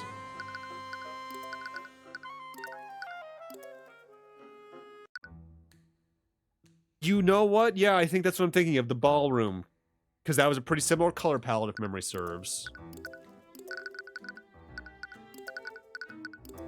On top of the composition of the shot. We mustn't let such idealistic notions throw our nation into chaos. You arrive at the town square and see Lord Van Sanctus. I keep saying Van, it's Vaughn. Speaking to several spectators from the podium. There's Lord Van Sanctus. He appears to be giving some sort of speech. You're best to remain hidden from his view while you listen in. Please understand, the actions of the nobility seem callous. However, we only have your best interests at heart. This controversy with the Dracogen Trading Company is just one of the many examples. These so-called unions of that men like him support may seem appealing. They only obfuscate and hinder the nobility from protecting the working class. Van and Bonner is the difference between German and Dutch. True. Let the hydration flow double. Thanks, Alec.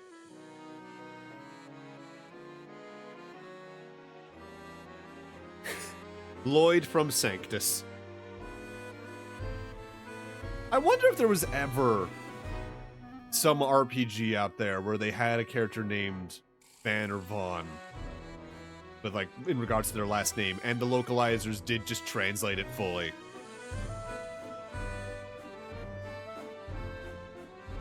You, Gerald from McGuire. What kind of weird fucked up mess of naming genealogy is that on top of that? From Scotland name. Men like Stefanik Dracogen are merely charlatans. They only seek financial gain by strong-arming your true benefactors. True benefactors? What a joke. I knew that Von Sanctus was wary of Dracogen, but I never expected him to be this zealous about getting rid of him. Oh yeah, I mean, I've definitely seen some. I feel like the latest I've seen localization errors that absurd, though, at least in terms of, like, the major scale, was probably, like, 2008, like, early PS3, mid PS3. You don't see it as often nowadays, at least in regards to mistakes like that. I think it's less about Dracogen specifically, and more about what he represents. What do you mean? The Dracogen Trading Company has presented tangible proof that its policies are both effective and profitable. Even businesses that have no affiliation with him have started following his example. Von Sanctus is merely a relic of the past, and I think he knows that his archaic ideals won't survive in this landscape. I can only hope that our grand kingdom recognizes this danger as I have. The pompous noble leaves the podium as the citizens ponder his words. Ugh, what a load of garbage. It's always that Von Sanctus knows his days are numbered. But look at what happened. We let the common folk set their standards and a young man died. I guess you have a point there. So how many people died under the nobles' ideas? Gonna do that. Saw Von Sanctus get into a carriage shortly after his speech. He appears to be heading back to his manor.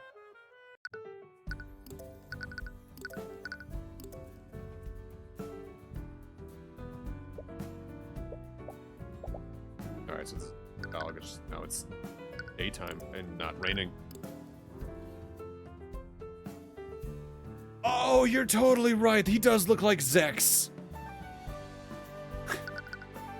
I've always found Gundam Wing's weird thing with characters being slightly, and by slightly I mean a surprising amount of them, named after numbers weird. Von Sanctus. Anyway, we saw Von Sanctus heading back here. We should be able to speak with him soon. Wait, Tyrion, isn't he going to recognize us? We can't really avoid that. If we want to question him, we need to speak with him directly. Even a noble like him would have to act civilly to the crown prince present. You mean like how you civilly embarrassed and insulted him a few days ago? Right, you completely out of the chess tournament. Well, it's not as if we can hide our identities from him. I faced him in the chess tournament and I'm Dracogen's attorney. He knows what we look like. What we look like? Wait, that's it? What? Illusio. Wait, what are you... Wow. That's quite impressive, Celeste. Right, I've been practicing that one. What are you two talking about? I think you should see for yourself. The prince gestures towards a nearby mirror in the hallway. You reluctantly approach it. Just what exactly did Celeste do to you? What? Why do I look like Reese Rudolph?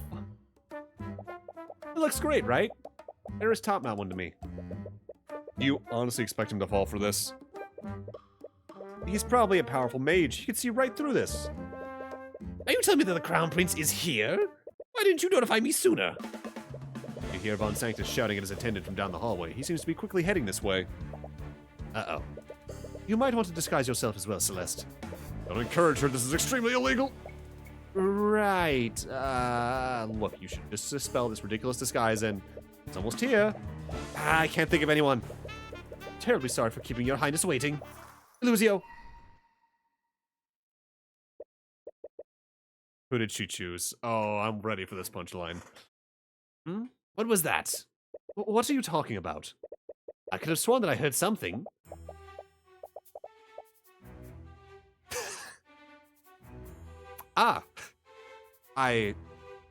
You know what? This makes sense. I didn't hear anything. You must be imagining things. Scale of Lord help us, of all people she could have chosen. At least she's able to mimic her voice well enough. Oh, Lady Steelwind, I wasn't expecting you until much later. Well, I do not answer to you. I shall do as I please. Yes, I suppose you have a habit of doing that. Surprisingly, it doesn't seem like he's seen through your disguises. He must have other things on his mind if his guard is down like this. Anyways, Lord Van Sanctus, pardon the abrupt intrusion. I came to pay my respects.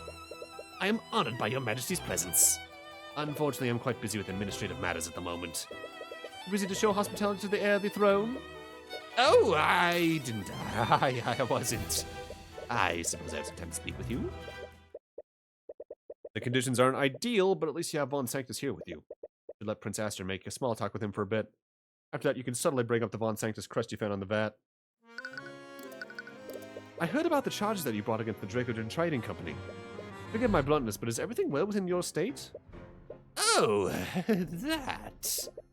I'm simply cleaning house, nothing more. I've dealt with plenty of men like Dracogen before, and this time will be no different. I understand that he may be taking business away from you. But does that really warrant you taking such drastic measures? It's not just about his business, it's these ideas he's putting into people's heads. He's allowed these unions to continue existing. And other businesses are following his example.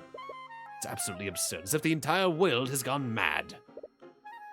I see. Our society only functions when the lower class knows their place. If that's how our society functions, then perhaps it is flawed. You're still young, Prince Aster. These righteous ideas may sound appealing, but they are the path to disorder. The common folk do not care about the well-being of our kingdom as a whole. They care about only themselves individually. If we allow them to become empowered, they will use that power selfishly. It is up to the upper class to maintain order. I see.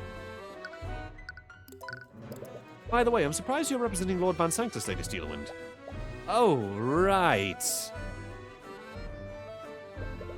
What is he doing? It's already hard enough to maintain this ruse.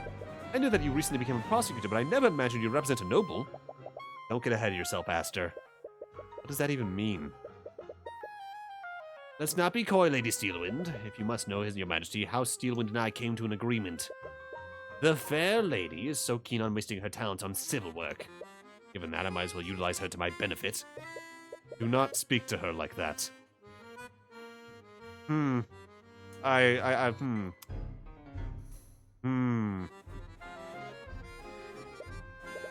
Oh, I mean no disrespect.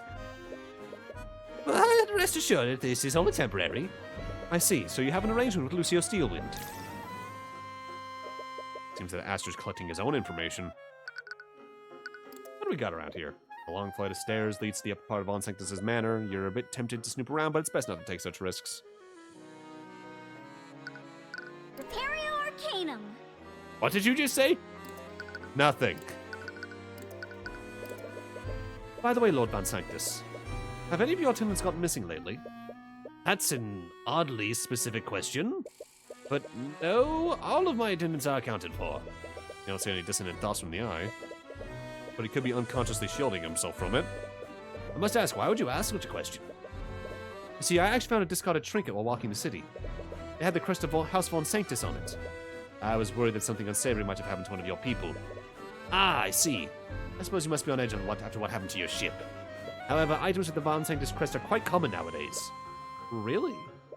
The item you found must have been a product produced by Von Sanctus Industries. Item produced by Von Sanctus Industries? So the Von Sanctus crest is on some of the items produced by your company.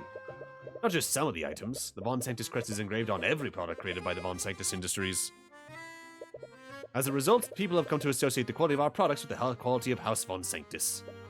Or at least they did until hacks like Dracogen came out of the woodwork.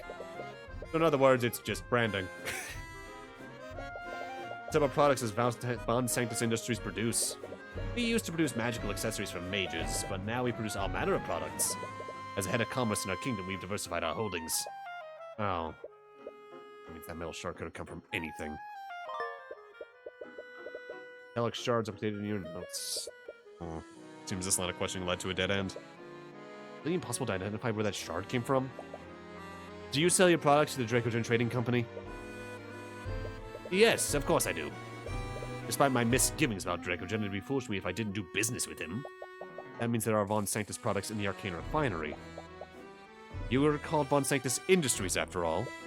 That's true, the metal shard could have been some sort of industrial tool. Just what are you implying, Lady Steelwind? Mention nervousness to the eye. Does he know something? Why would he get so defensive over a question like that? Was there a Von Sanctus product in the refinery on the night of the murder? You misspoke and said murder instead of accident. That is evoking a reaction. Answer the question, Von. Celeste attempts to silently slam the tip of her cane on the ground. Only to realize her cane isn't actually real. Loses her balance and nearly tips over a nearby vase. Uh-oh. Lady Steelwind, are you okay? Celeste immediately regains her balance and tries to act as if nothing happened. I'm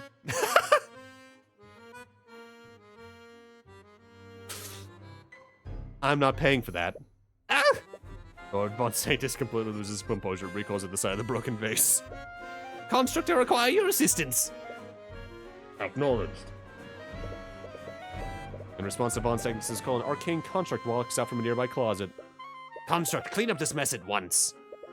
He's very disturbed by the mess. Is he some sort of clean freak? That would make sense given everything. Acknowledged. I almost downloaded the soundbite of Valimar doing that tonight. And I'm really sad I didn't now because it would have immediately come in handy. Damn it. Construct begins quickly picking up the shards of the broken vase. You own an arcane construct? I do. Von Sanctus Industries is the inventor of arcane constructs after all. Right, you recall Celeste mentioning that earlier. Would you like one, Your Highness? My apologies, I'm not very interested in using artificery. Do it yourself. In any case, I'm afraid Lady Steelwind must be taking her leave now. What? Remember, you said you could only accompany me for 1 hour. Supposed to being 1 hour, right, Lady Steelwind? What are you... Oh, right, 1 hour. It would definitely not be good for us to be here for more than 1 hour. Does this mean illusion only lasts for an hour? In the meantime, may I discuss some personal matters with you, Lord Von Sanctus?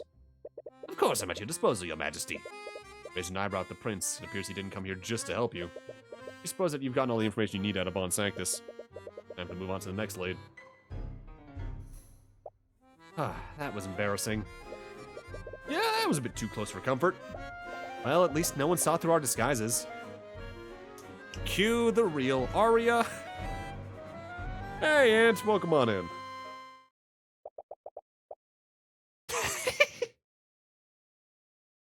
Ah, comedy. Ah, are you an attendant here? Please notify Lord Von Sanctus that I...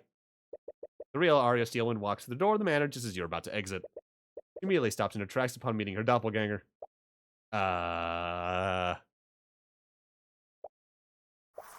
Aburio.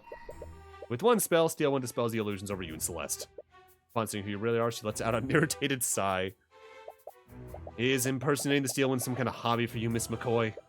She looks really angry this time. No, there was a really good reason for us doing this. We guess you wanted to interrogate Von Sanctus instead of knowing who you really were. No? Lying about your name is one matter, but impersonating a noble using magic is a serious crime. Tyrion, help please. Are you seriously going to have to defend her in court again? We quickly try to think of a way to defuse the situation. Ah, sorry for the wait, you two. I had to discuss... Oh, Lady Steelwind. Great. According to the Aster, Steel despises him. Knowing that he was a part of this will make make things worse. Oh. Well, this is different. Your Majesty. What? Oh, I see you've dispelled their disguises. You knew about this?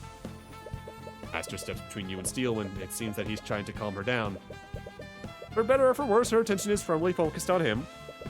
Terribly sorry, I didn't mean to disrespect you. No, that's not why oh shit, what did that say? Did I even see that? They even mark it. I actually hadn't noticed that in the log yet. That's good, I like that. They pulled this ruse under my orders. Could you please look the other way just this once? Okay. Thank you, Lady Steelwind. I won't forget this.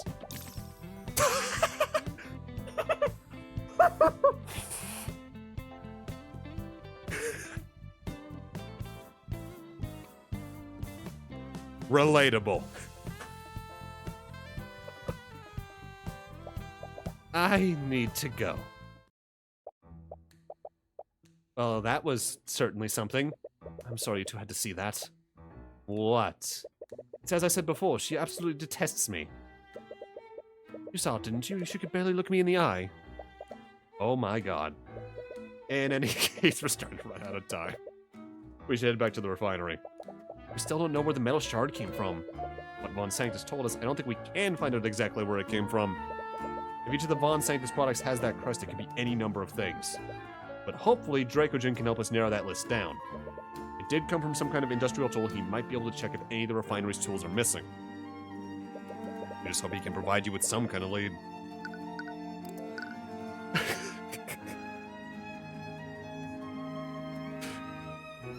I didn't expect this case to throw in. Like I kind of saw Tyrion and Celeste potentially having some stuff coming. I didn't expect Arya to get anything like that.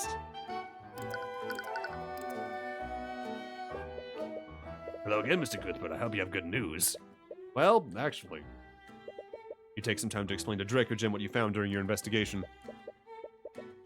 You're still uncertain about the identity of the second victim. That metal shard with Von Sanctus's crest is your best lead right now. I see. That said, do you have any tools that you've purchased from the Von Sanctus Industries? I do. He personally sold me quite a few when I first arrived in the city. I even purchased a security system from the refinery building from him. Really? Did you purchase anything else? Well, he also tried to sell me some of those arcane constructs. He told me I could be the first person in Orinox to own such innovative technology. But I turned him down. Really? But they seem so useful. I don't feel comfortable trusting machines to handle the work here. Those constructs require very specific instructions, and they lack common sense. That's true. We saw how unreliable they could be during the Nightgrave case. He heavily emphasized how exclusive this deal would be for me. Looking back on it, he was probably trying to make me dependent on his services. Yeah, I guess he made the right choice by refusing his offer.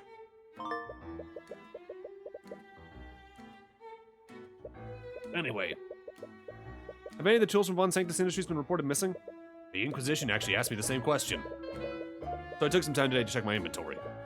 How would the Inquisition ask him for that? Did Steelwind come to the same conclusion that you did? There was one tool that was unaccounted for. Really? What kind of tool was it? A rod of mending. It's a large tool that we use to repair damage in the machines. Tool for repairs? How large was it? Quite large, actually. It's called a rod, but it's more of a large cylindrical tool. It requires two people to properly carry and use it. Wait, a repair tool like that would use transmutation magic, right? Right. What if the rod of mending was the thing that weakened the guardrail? Is that possible, Dracogen? I suppose it is possible. Now that you mention it, I recall there being a way to reverse its effects. Never even considered that the transmutation traces were left by an artificery tool.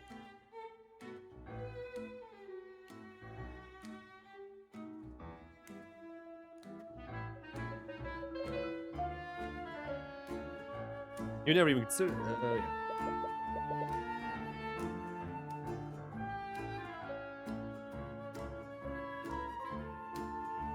That does lift some suspicion off Aster.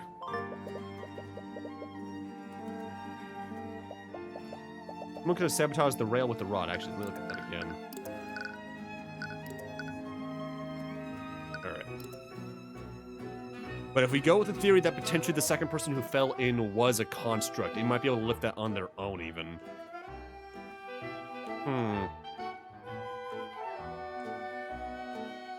Someone could have sabotaged the rail with the rod. They might have even thrown it into the vat to cover their tracks. But it didn't completely dissolve. That would mean that if they threw the rod in close to when Justin fell off the walkway. It can't be a coincidence that these two events happened so close to each other. We still have no idea who actually broke the guardrail. We didn't find a second body in the vat, and we don't have evidence that proves a second victim even exists. Feels as if we have more questions than answers at the moment. We've learned a few new acts about the case, though. And the Inquisition has verified the traces of transmutation on the guardrail. The burden of proof is still on the prosecution to prove that Dracogen's at fault. Even if Steelwind has a proper explanation for that, I can counter her with the facts we've learned thus far. I just hope that the trial goes as smoothly as you're describing. It rarely ever does, but knowing that would just needlessly stress him out. Regardless, I appreciate the work you've done thus far. I'll leave things in your very capable hands. You just hope you don't encounter any more curveballs tomorrow.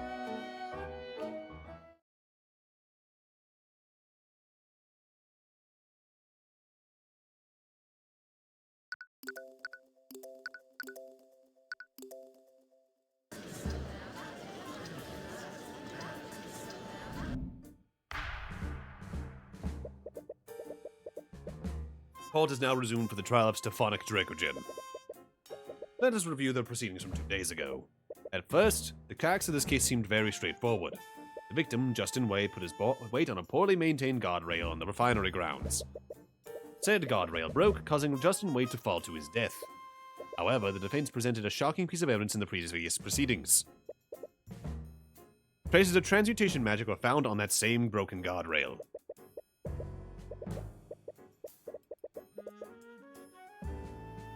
Often get lower when fully pressing witnesses. I guess I probably can press more than I actually have been because I've been playing this like it is Ace Attorney, but I don't even think we've seen a place for a real fail state thus far. Like, we haven't had a place for a game over outright.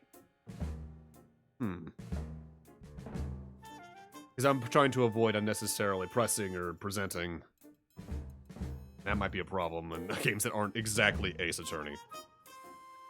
This new evidence implicates that sabotage, if not outright foul play, played a part in the death of the victim. This evidence is also accompanied by conflicting testimonies from witnesses. All of these elements have thrown quite some doubt on the validity of the prosecution's case. That's true. I think I really am just paranoid from like those 3, maybe 4 cases total across everything. Where it's like, if you press the wrong statement here, you will be penalized. And that's mostly, I think, in Justice for All. All these elements have thrown quite some doubt on the validity of the prosecution's case.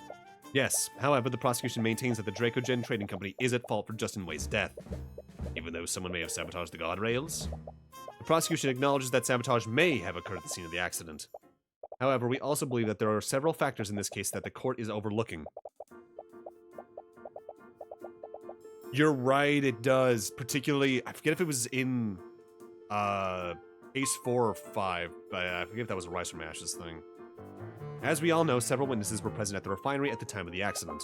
The harbor master was showing a patron around the refinery. Sorika Tudor was making a food delivery and entered the building. And of course, the victim, Justin Way, was obviously present as well.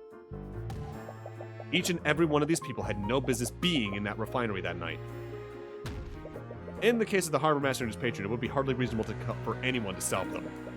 You doubt anyone would stand in the way of the Crown Prince. That may be, but Justin Way worked in the freight division and should not have been at the scene. I already verified this with my client. The victim was not authorized to be in the refinery building. And who stopped Justin Way from entering the area unauthorized? Isn't it the defendant's duty to prevent such individuals from entering the building? My client can't be held responsible for Justin's breach of set of protocols. And you surely can't hold my client responsible for someone sabotaging the guardrail. This so-called sabotage is only theoretical until a proper culprit is found. I might be compelled to agree with you, Miss Steelwind. After all, there's no hard evidence that proves the traces of transmutation were left by a specific spell. What kind of mental gymnastics is that? Every part of the guardrail that had traces on it was rusted.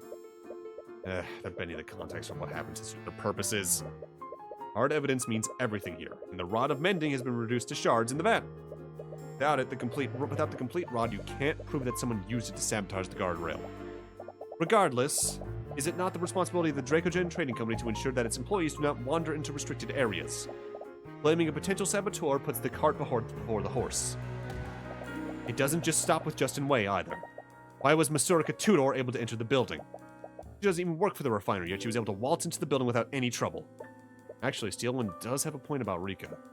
Shouldn't somebody have stopped her from entering that area? You doubt that Dracogen would show that kind of negligence. Yeah, like, because if she was dropping food off reliably, she maybe could even just, like, have a deal with, like, one of the people up at the front to be like, hey, this is for so-and-so. Make sure it gets to them.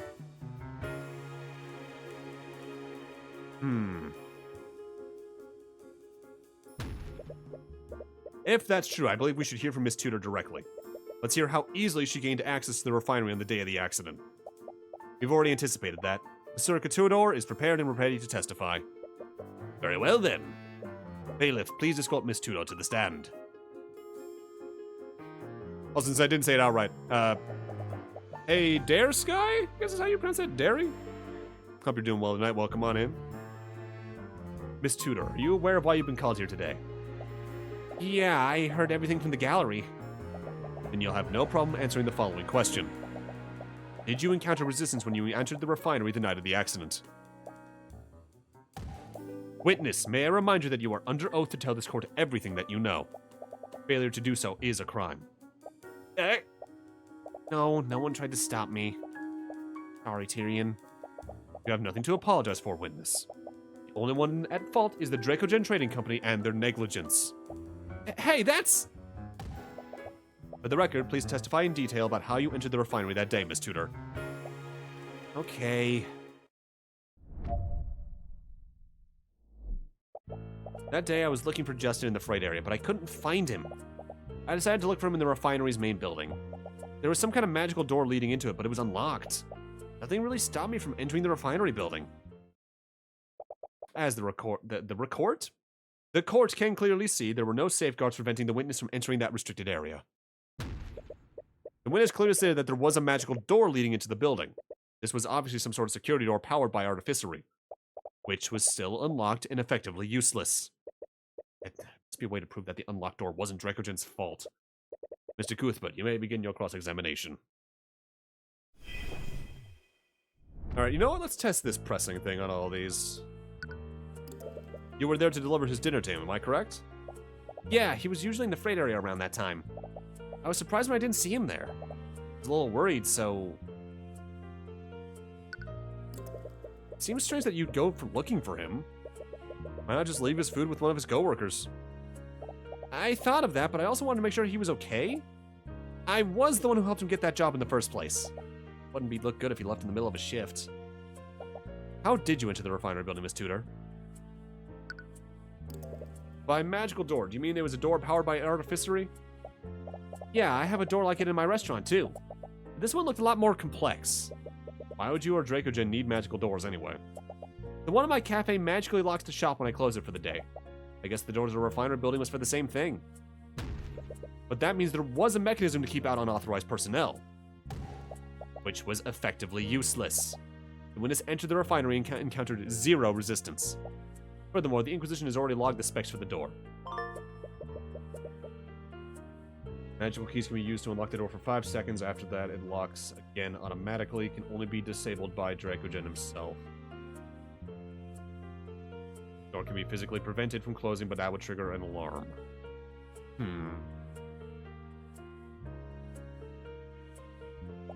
Did you use the key to unlock the door, Miss Tudor?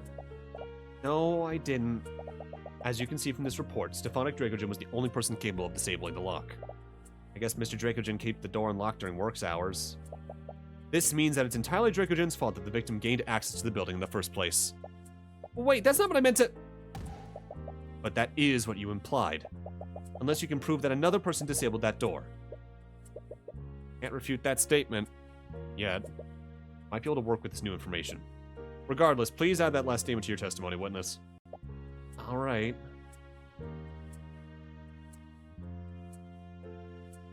Did anyone else have disabled it?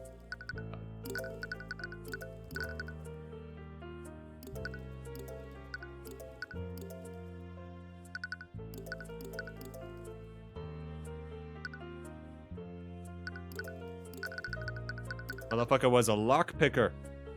Objection! Miss Steele, when you claim my client expressed negligence by disabling the door, this is the reason why the security door was unlocked and why the current witness was able to enter the building. That's correct.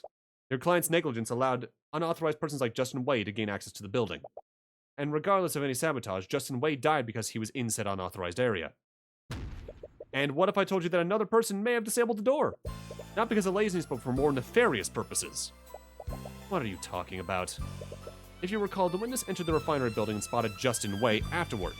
This means Justin Way entered the building before her. So that begs the question, how did Justin Way enter the building? The answer is obvious. He entered the same way the witness did, through the unlocked door. Not quite, Miss Steelwind. Since this trial began, we still haven't answered why Justin Way entered the refinery building in the first place. He entered the refinery building with the intent of robbing my client's personal safe. I already told you, Tyrion. He would never do something like that. I feel a little guilty about insulting a dead man's name like this, but it's only a possibility. It's the only possibility that makes sense. I'm sorry, Rika, but there are things about Justin that even you don't know about. The truth is that he was deeply in debt to a crime lord named the Eye Taker, and he was extremely desperate to wipe that debt as soon as he could. Crime lord? I won't ask how you came across this information, Mr. Cuthbert. What does this have to do with the disabled magical lock? Miss Steelwind, Justin owned a set of tools that he used for lock-picking mundane and magical locks. The safe that he was planning to rob was located in my client's office within the refinery building. I have witnesses who saw Justin retrieve those tools shortly before the night of the accident. He clearly had a plan to disable any locks that stood between him and that safe. This means it's entirely possible that Justin disabled the locked refinery door illegally. We're not actually going to bring them in, are we? Yeah, I'm kind of bluffing right now. You basically assaulted one of them. We both assaulted him, Tyrion. We go down together. She says that as if it absolves her of any guilt. Hold on a minute. You can't accuse him like that when he can't defend himself. I'm sorry, Rika, but his delinquent friends told me about his plan. He didn't want to rob Dracogen, but he needed the gold to wipe away his debt. If Justin wasn't the one to disable the lock, it would only leave Dracogen. But there has to be an explanation where neither of them is guilty. Definitely believes in Justin. But a scenario where both Justin and Dracogen are innocent is too optimistic, if not impossible. But it's not as if you were entirely certain of what actually happened that day either. Alright, Rika, you knew Justin better than I did. Let's assume that you're correct. Neither Justin nor Dracogen had disabled the locks that day. How did either of you enter the refinery then? Well, someone must have disabled it before then. Wait, let me do this.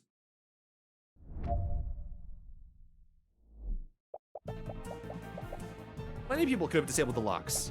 Maybe one of the employees got lazy and forcefully broke it. There was also that nobleman who was with Mr. Morrison. He's imagined he could have used magic to do it. It could have also been one of the maintenance constructs. I saw one working on the machines. Maybe one of them broke the lock. He doesn't have any.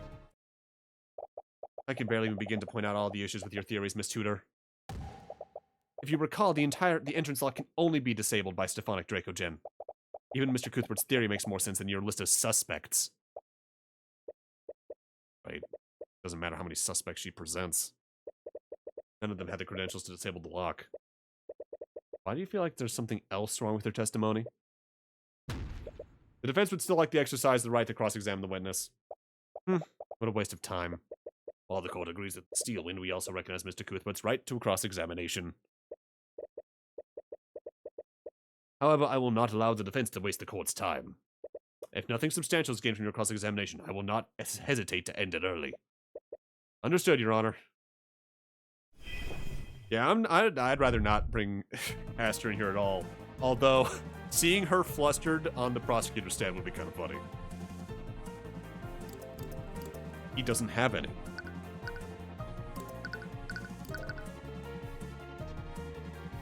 Objection! Wait, that can't be right, can it? Rika, you said that you saw a maintenance construct inside the refinery building. Are you sure that it was an arcane construct? Yeah, I've been keeping an eye on them in the Von Sanctus catalogs. But they're not available to the public yet. When you saw this arcane construct, what was it doing? I'm not exactly sure. It looked like it was doing maintenance on the machines? Maintenance on the machines? But it shouldn't have been there in the first place. What was it doing there? And more importantly, who sent it there? Where are you going with this, Mr. Cuthbert? Arcane constructs only perform the actions that they're ordered to do. A construct in Arcane Refinery will only take orders from their administrator, Stefanok Dracogen.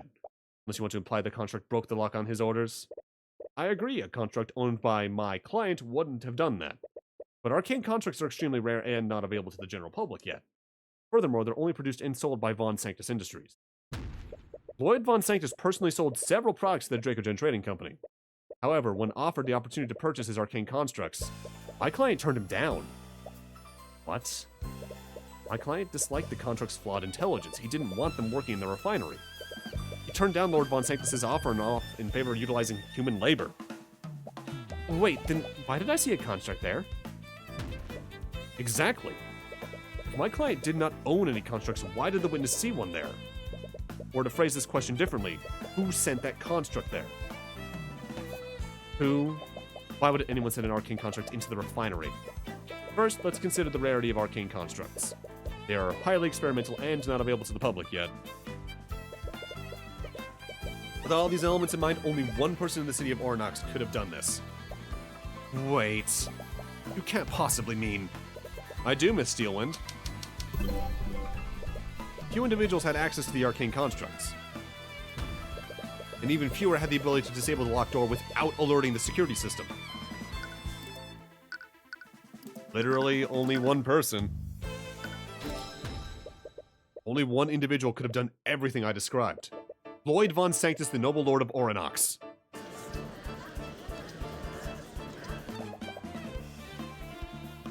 You can't be serious. Are you accusing Lord Von Sanctus of illegally sending a construct into an arcane refinery? What possible reason would he have to do that? Rika saw the contract. She said that it was working on the machines. That contract was sent by Von Sanctus. It didn't actually work for Dracogen. Wait, could that mean... Rika, when you saw that contract in the refinery, was it carrying anything?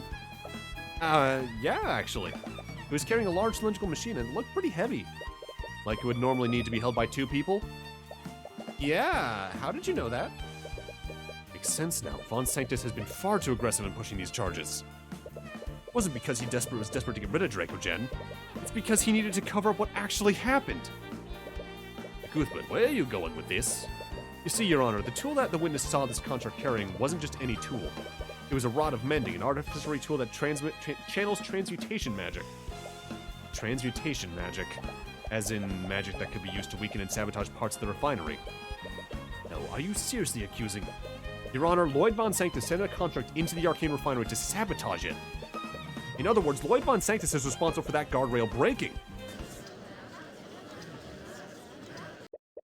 I think that's enough out of you, you upstart commoner.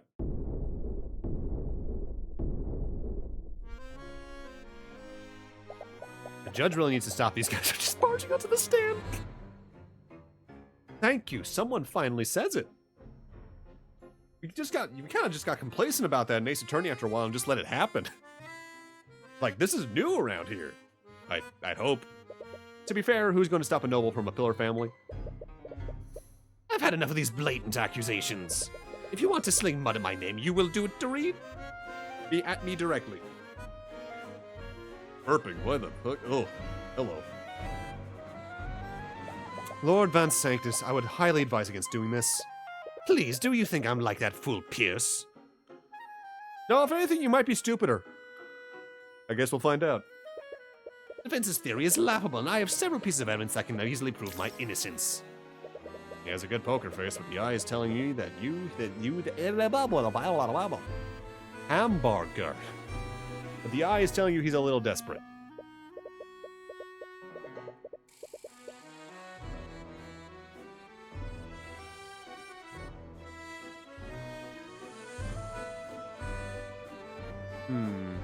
I've been asked a question about Zero Escape in DMs. Give me a second.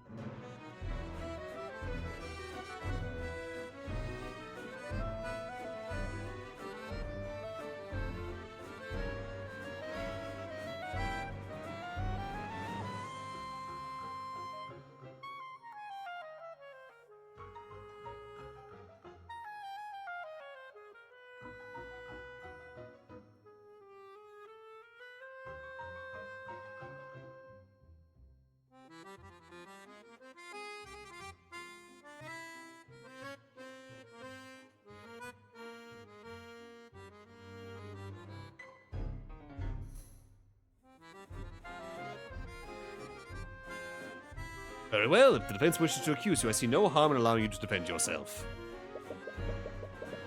The court would very much like to hear your testimony on the matter.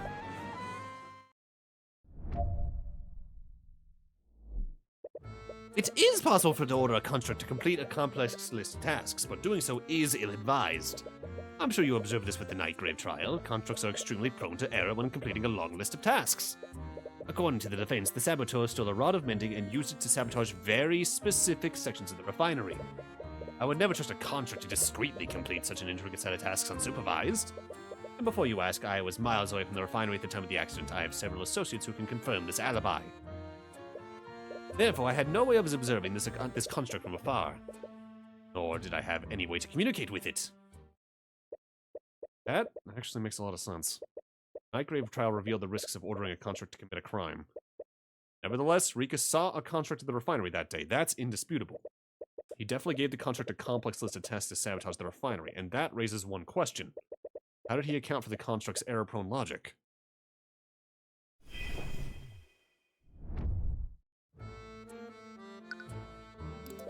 Is that a massive flaw? Is that not a massive flaw in the construct's design? Artificer can only do so much. It's difficult enough to create magical items that respond to verbal commands. But our magic is not advanced enough to replicate the common sense of a living creature. The Arcane construct is still a marvelous invention. You merely need to supervise them if you give them a complex list of tasks. But regardless, you admit that it is possible. Yes, but... Are you referring to what happened with the Theodore Redmond construct? I am. It goes without saying that the constructs weren't designed to aid and abet murder. But they also weren't designed to carry out such a long tits of lasks.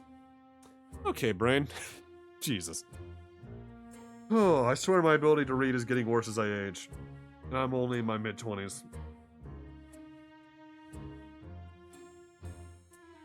I'm falling apart. But they also weren't designed to carry out such long lists of tasks unsupervised. A lot of Redmond's orders failed well outside of the construct's intended usage.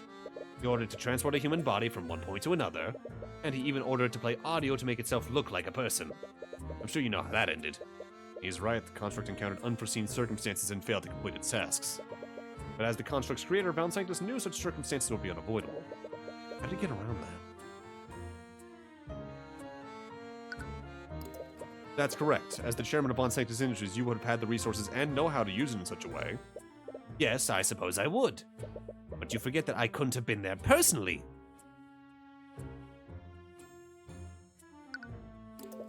Perhaps you were desperate enough to take a chance like that. Please, I'll admit that I find Dracogen to be a nuisance to my holdings. But I was hardly in a position to resort to such desperate tactics.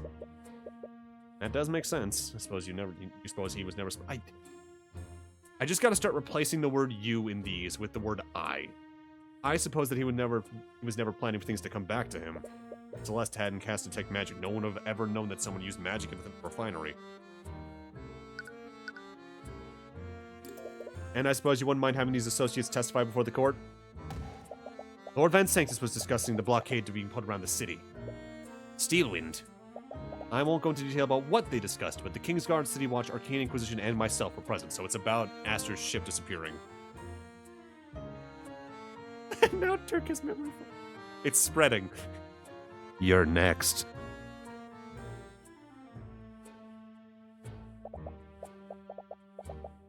We can all confirm he was present at the meeting, although his behavior was quite erratic that day. How could I not? You people have no care for personal hygiene. It took my retainers hours to disinfect the area. Can we please stay on subject? Right, anyways.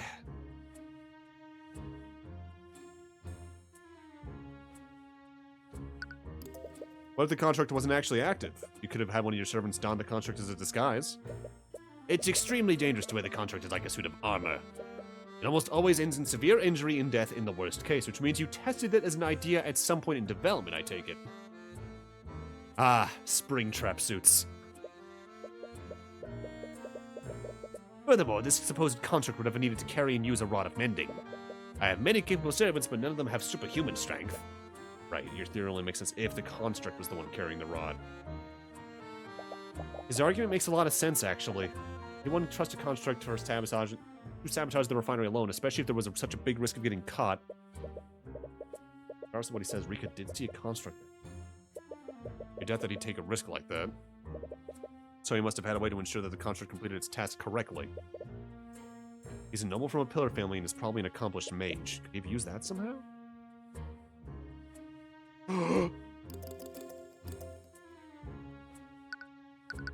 Depending on what your spell compendium, yes you would. Objection!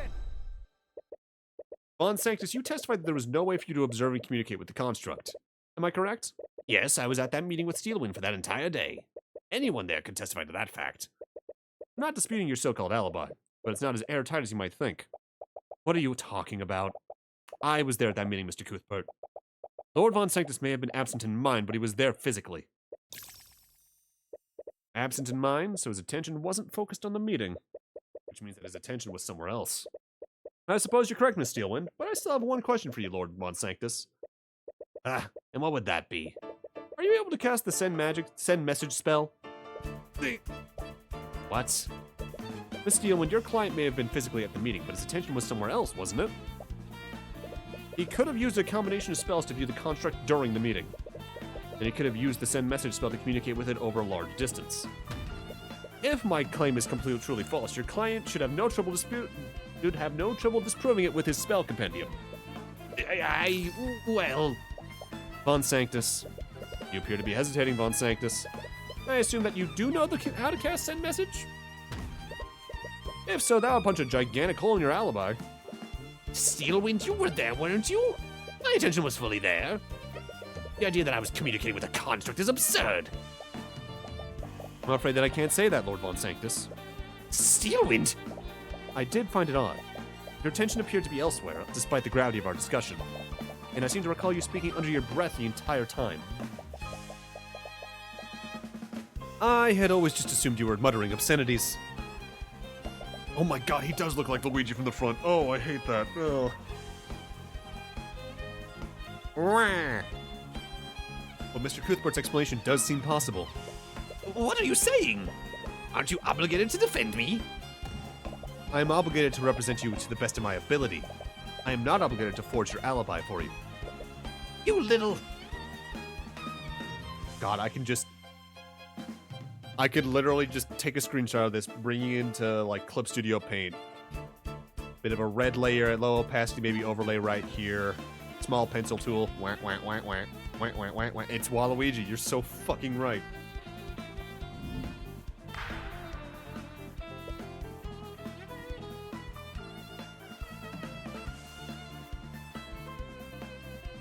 Lord Von Sanctus, I'm afraid the court needs an answer. Are you able to cast the send message spell? Fine, I admit it, okay. I am able to cast send message. But that still doesn't prove anything. His voice betrays a hint of desperation. Have him right where you want him. Now is the opportunity to deal the final blow. So why do you feel so uneasy? Still two details that don't sit well with you.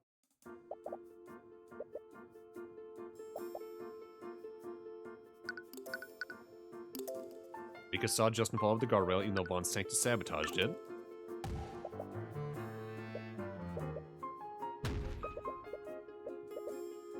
The second person that fell into the vat is still unaccounted for. Luckily, you didn't need to prove that this second person existed. Not having an explanation for Astor or Morrison's testimony still irks you. However, even if it's not a clean ending, there's only one way forward. That's revealing Von Sanctus for the petty saboteur he is.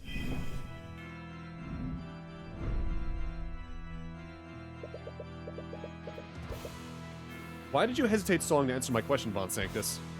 You know very well I hesitated. Why would I willingly give you evidence? You clearly intend to use it against me. Regardless, this entirely disproves your alibi. You could have communicated with your contract at the meeting. By that logic, I could be the mastermind behind every crime that occurs in Orinox.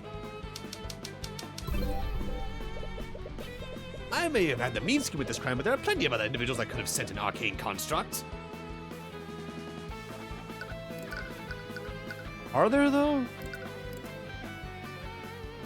No one could leave or enter the city. I guess it could be someone within the city itself. But we know for a fact he also couldn't...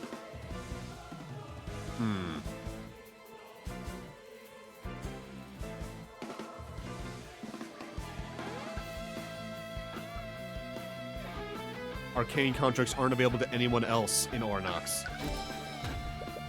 Von Sanctus, you of all people should know that Arcane contracts are not available to the public. When you attempted to sell these contracts to Dracogen, you promised him that he would be the first mission in Ornax who would own one. Since he refused your offer, that would leave you as the only owner of Arcane contracts in Ornox. That's... Well, I admit I may not have been that truthful when I made my sales pitch. So you're saying that you lied to my client? Oh, please. Every good businessman knows how to embellish the truth when making a sale. The truth is, I've sold those contracts to plenty of other individuals in Ornox. Sold contracts to other individuals. It'd be too dangerous to sell it to anyone else. That's the correct emotion. I don't think I have any evidence to otherwise, so intuition's where we gotta go. Frankly, Von Sanctus, I find that hard to believe. After the Nightgrave trial, you must have been a lot more fearful about who you sold your constructs to. You only tried to sell your constructs to Dracogen so that you could control him. You wouldn't have done that otherwise. Is that so? Then why don't you prove it? Now, Von Sanctus, why don't you prove your statement? Show us any invoice that proves you made a sale to someone in Ornox.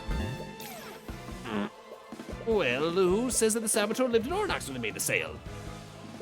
Are you serious? Ornox is a trading hub. Plenty of people come and go from the city. Blockade.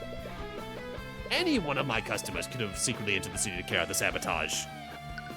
Not on that day. Von Sanctus, you might be right under any other circumstance, but the Kingsguard locked down the city on the day the accident occurred. No one except for a select few individuals could have left or entered the city. And due to the gravity of the situation, the Kingsguard created profiles of everyone within the city. Why don't we cross-reference the record taken by the Kingsguard with the list of individuals who you've sold constructs to? But I suppose from your reaction, that list would come up empty.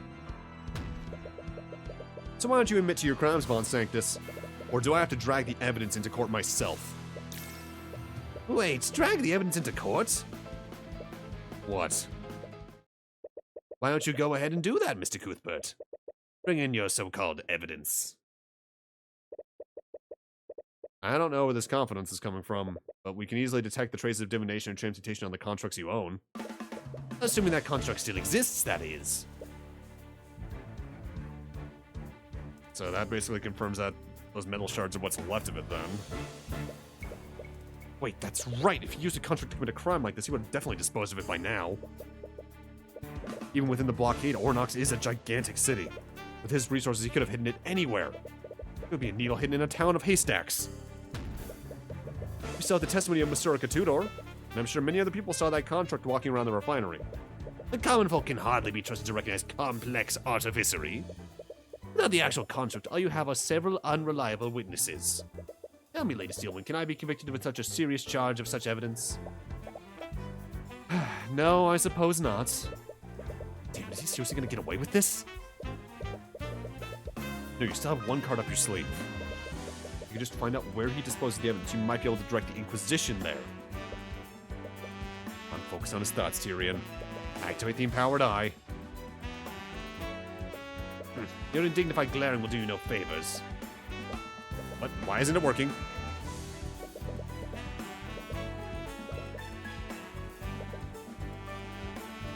Oh boy. Miss Tamora was right. You've been relying on the empowered eye too much. Your silence, I assume you have no way out to rebut my claim. I suppose that makes it checkmate you, upstart commoner. Honestly, I can't believe you resort to accusing me of manslaughter. What a crass and underhanded tactic. I suppose I won't expect anything less from a charlatan like you.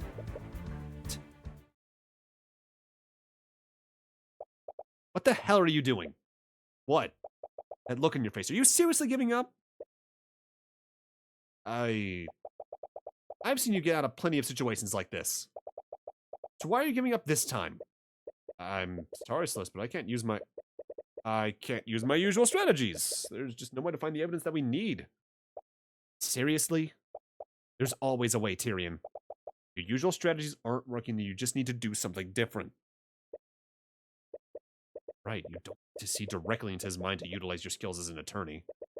May not be able to rely on the Eye of Horus this time, but you've always been able to rely on deductive reasoning. Well, it seems that you have no further questions for me. You clearly don't have a shred of physical evidence to support your claims. I think I'll be taking my leave. I'm not quite done with you yet, Von Sanctus. Honestly, your desperation's almost pitiful. You should really learn to lose with dignity, Mr. Cuthbert. He's the last person you want to hear that from. Calm your mind and focus. You may not have been able to read Von Sanctus's mind in the literal sense, but you can still extrapolate his plan and his actions. Let's explore my theory a little more and see for ourselves if there's no physical evidence. If you wanted to use a construct, you would have needed to maintain constant communication. To prove this communication occurred, we would need something that connects you to it.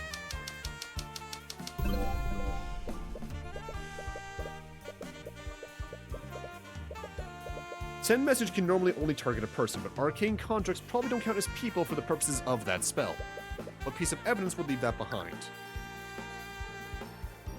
The object that Von Sanctus attuned to.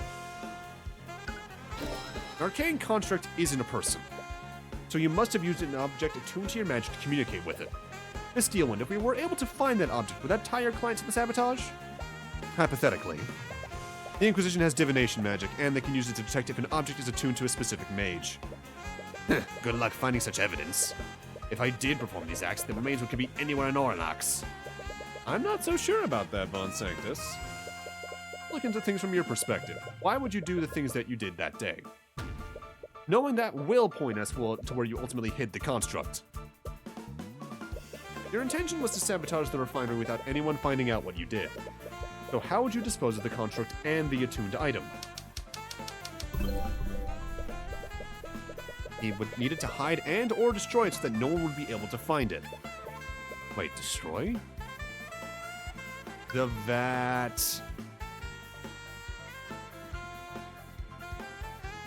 Throne's probably the word we want to use here. You use the vat of volatile liquid. Suppose that makes sense. You found the remnants of the rod of mending in there too. But wouldn't that mean that the object is fully dissolved? Exactly, there would be no physical evidence for you to find. That's not necessarily true. You threw the rod of mending into the vat, and that didn't fully dissolve. What? The workers neutralized the liquid immediately after Justin fell into the vat. What? Neutralizing that liquid would have rendered it unsalvageable and useless. Doing that would have cost Dracogen a small fortune. Unlike you, Von Sanctus, my client values the lives of his workers over his profits. And because of that, the Inquisition was able to find pieces of bone matter and metal within the vat. Wait, the rod didn't fully dissolve.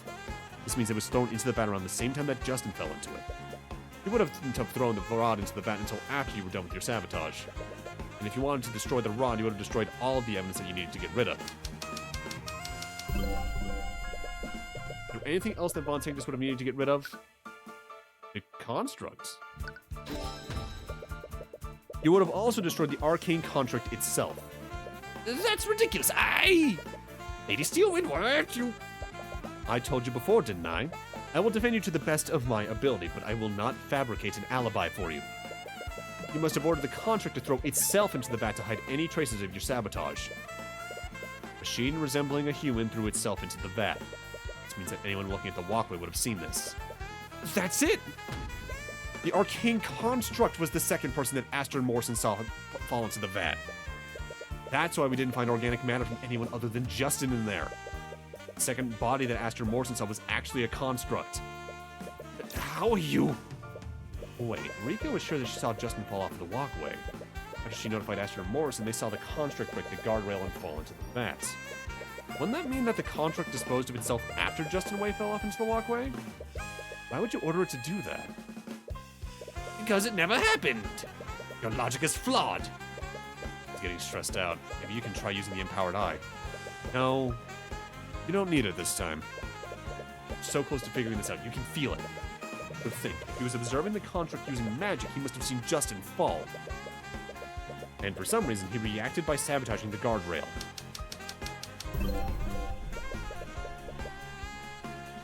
Why would he ignore seeing that happen? Unless he did it all because he saw Justin fall.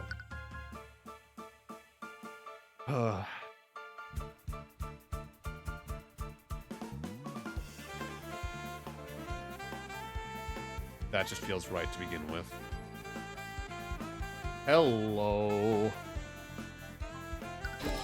That's because you wanted it to look like an accident. Which means that it wasn't actually an accident. Oh, now you're accusing me of intentionally murdering the victim. Why would I ever do that? You said it yourself, my goal was sabotage. Committing murder would have brought unnecessary attention to what I've done. But those constructs do have a habit of shoving people that are in their way. But the construct pushed Justin out of the way, causing him to fall over the edge of the guardrail.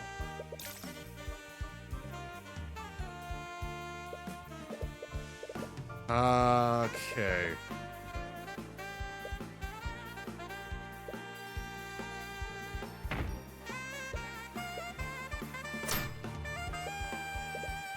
Now all this makes sense.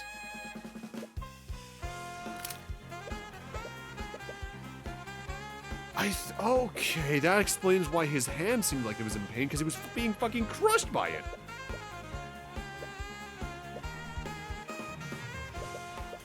It may not have been unintentional, but either way, you would have been at fault for Justin's death, not my client. And if the construct fell in after Justin, your attuned object must be somewhere in the neutralized liquid. No, it's even better than that. Constructs are made from a specific magical alloy, aren't they? I'm sure with a few divination spells we can identify the metal shards from the construct and your arcane focus. Each and every one of those pieces of evidence points directly at you, Von Sanctus. You petulant little upstart! And that's checkmate, Von Sanctus.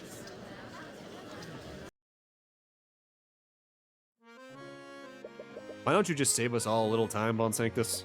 Admit to what you did. And while you're at it, drop your false allegations against my client. I have nothing to admit to, nor do I have anything to apologize for. Of course not. You're completely blameless, right? You think you've achieved victory here today? No, dissidents like you and Dracogen are absolutely deluded. Each and every breath you take only throws Wyvern further into chaos. You talk about these commoners as if they have even a fraction of the power that you have. Lady Steelwind, you need to see reason. They lack awareness of the power they truly have. What? These people have infected you and His Majesty with these idealistic delusions. I implore both of you to see reality for what it is. No, Von Sanctus. The true reality is that people like you have become threatened. People like you become threatened when we have power. You all speak about the rights of the individual. You speak as if each and every one of you wouldn't stab each other in the back the moment it benefited yourselves. You may hate the nobility. You may curse, scream, and blame us for all your little problems. But the truth is that you need us. You need us to direct and lead you. You need us to maintain the fragile order that holds your peaceful little lives together. You talk about protecting the common folk from themselves. But the truth is that your actions led to the death of an innocent man. That is the only truth that matters. The defense has no further questions for the witness. He is dismissed. Very well. We did it again, Tyrion. We even caught another murder in the process. Yeah, we couldn't get the case officially dismissed today. But it's pretty much inevitable with the evidence we brought in today. Actually, it probably won't even reach that point. I've advised Lord Von Sanctus to drop the suit entirely. Word has already spread regarding the evidence that he brought forward. At this point, prolonging the trial would just harm his public image even more. That's great, now you can build a case against him for Justin's death. About that, I'll probably be forced to recuse myself from any charges brought against him. But why? It's because you represented him in the suit, isn't it? It would be considered a conflict of interest to prosecute him yourself. Even though you're probably the only prosecutor that would convict him successfully. You're correct. As the head of one of the Pillar families, he has the justice system dancing in the palm of his hand. He'll definitely be quietly and swiftly acquitted. I'd have never agreed to represent him if I'd known about this. I'm truly sorry. Damn it, he must have had this planned all along. Is he seriously gonna get away with this? I wouldn't be so sure of that. Dracogen. He may be acquitted in the legal sense, but the court of public opinion is a different thing entirely. What do you mean? You brought forward a myriad of evidence against him, and I'm sure everyone in the gallery saw it too. Von Sanctus' power relies on his public image. You quite all-handedly tore down that facade. He may walk free, but his power and ideals have taken a great blow. That's seriously all we can do? His actions and recklessness resulted in the death of Justin Wayne. Wayne, not Wayne.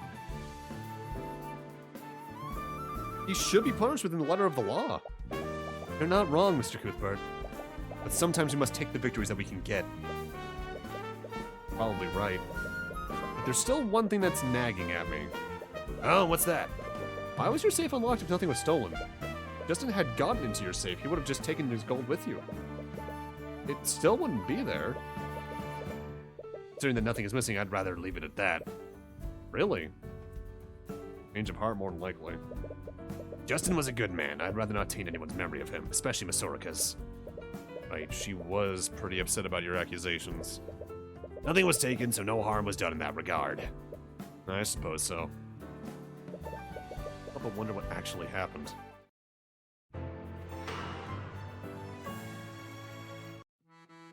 Oh, Jesus, oh, what the God. That's an actual character design. I figured that was just a hypothetical. Just makes no damn sense to me. Kid successfully robbed the guy days ago. No one saw him. No one even suspected him. Then he breaks into the place again? All so he could put back the stolen gold. Does this make any sense to you, Eris? Perhaps he felt remorse for his actions, father. Okay. Okay. Alright. Uh-oh. Not everyone can betray the people they love so easily. Ah. If that's true, I feel like there's a sense of tragic beauty to it all. If he had never tried to do the right thing, he would never encounter the construct in the first place. He would have paid his debt, and he would still have his life. Do what they say. No good deed goes unpunished. It's a shame about the gold, though. I think we've more than made a profit today. I, for one, am happy to have claimed a boatload of tides today. They stole the boat. Okay, so Eris has a lot going on, clearly. Trained in magic, probably has killed, is the daughter of a crime boss, stole directly from royalty, and potentially attempted to kidnap the prince himself.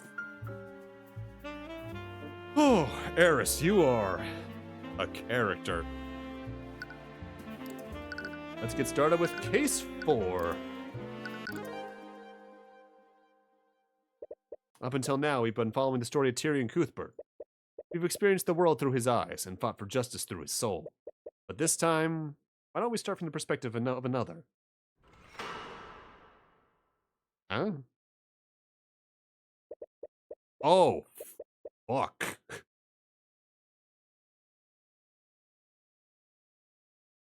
So we're pulling a bit of a trials and tribulations.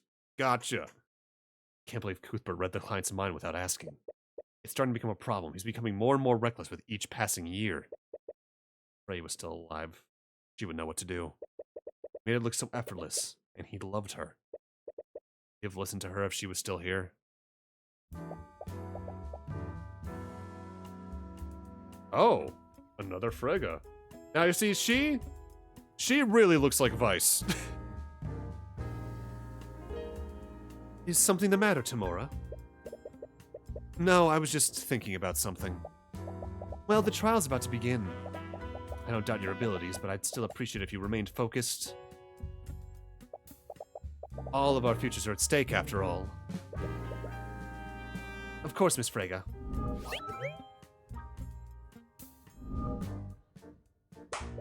Beatrice takes in a deep breath before she claps her hands together. What's wrong? Nothing, it's just a ritual I used to clean myself? I mean, I guess cleaning yourself of anxieties? Close enough. Right, I suppose we all deal with stress differently.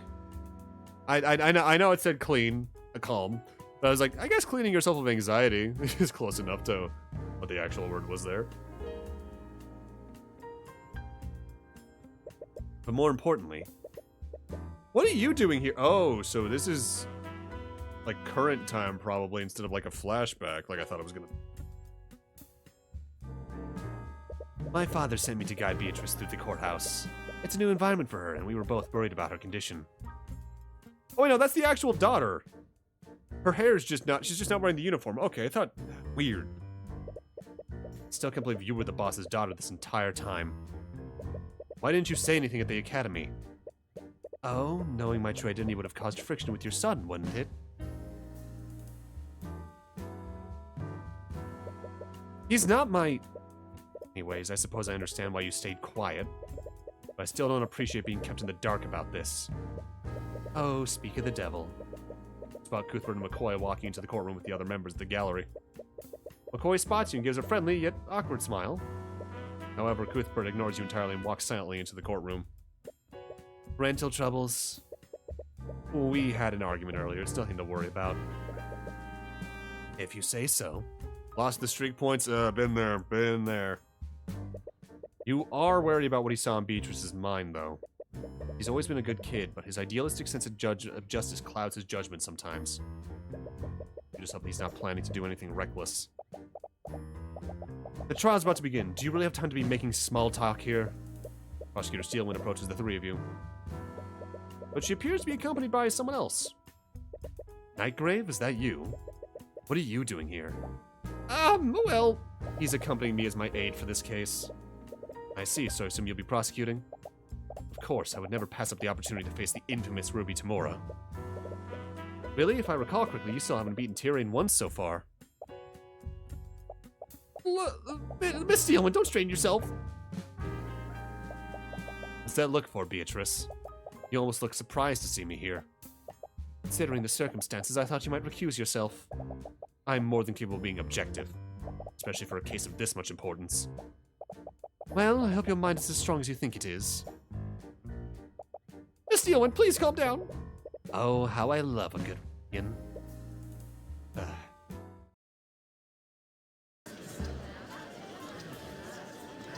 I really thought it was just about to be Tyrion versus Ruby for a second.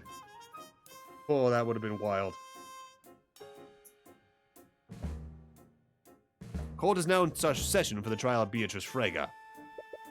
Miss Steelwind, is the prosecution ready? Miss Steelwind? Oh, of course. The prosecution is ready, Your Honor. The defense is also ready, Your Honor. Something seems off about her today. Is her personal attachment to this case distracting her? Very well, let's begin the proceedings. Prosecutor Steelwind, could you please list the charges? Your Honor, the defendant is charged with the first-degree murder and grand theft.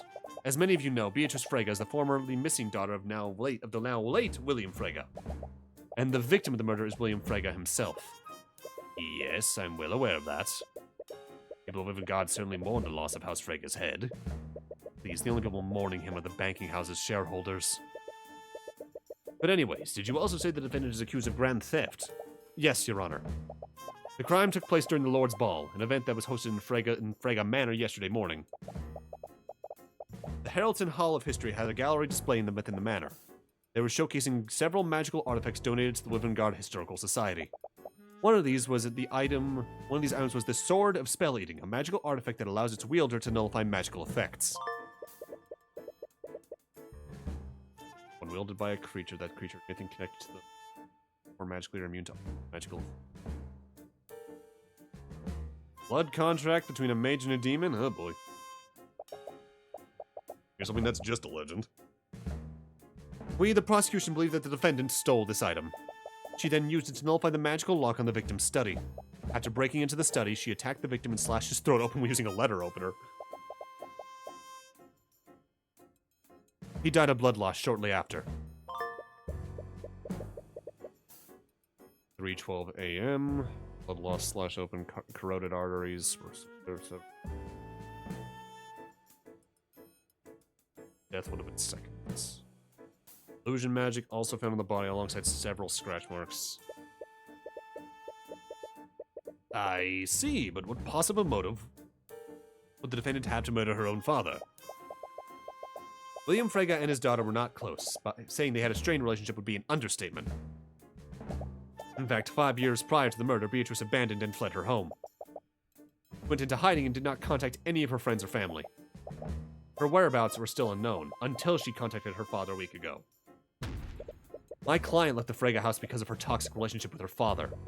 She wanted to create a life for herself that was free of his influence and abuse. I won't disagree with your claims, but that just highlights how desperate the defendant must have been. She had clearly fallen on hard times and begrudgingly contacted her father for financial aid. I can't possibly understand why they would schedule this meeting during the Lord's Ball, but nevertheless, several witnesses did see her that night, and these same witnesses saw her storming out of her father's study in anger. Her father must have refused her request for gold, so she decided to murder him to claim his inheritance.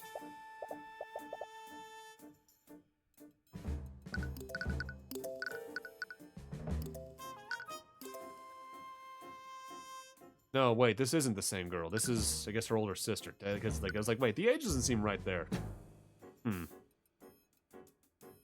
It is so weird to me, by the way, this late in that Tyrion doesn't have a front-facing portrait, so they never made one for him. Luckily, we prepared for this in advance. Yes, they're playing right into our hands. Yeah, Miriam was the schoolgirl. That's... okay. Too many of these character names end in Actually, wait, now that I think about it, didn't I accidentally read Miriam's name as William? Well, fuck. Wait, no, actually, they talked about the father before that now that I think about it, didn't they? Like, what the fuck kind of cosmic paradox is that? A cosmic paradox, cosmic fate.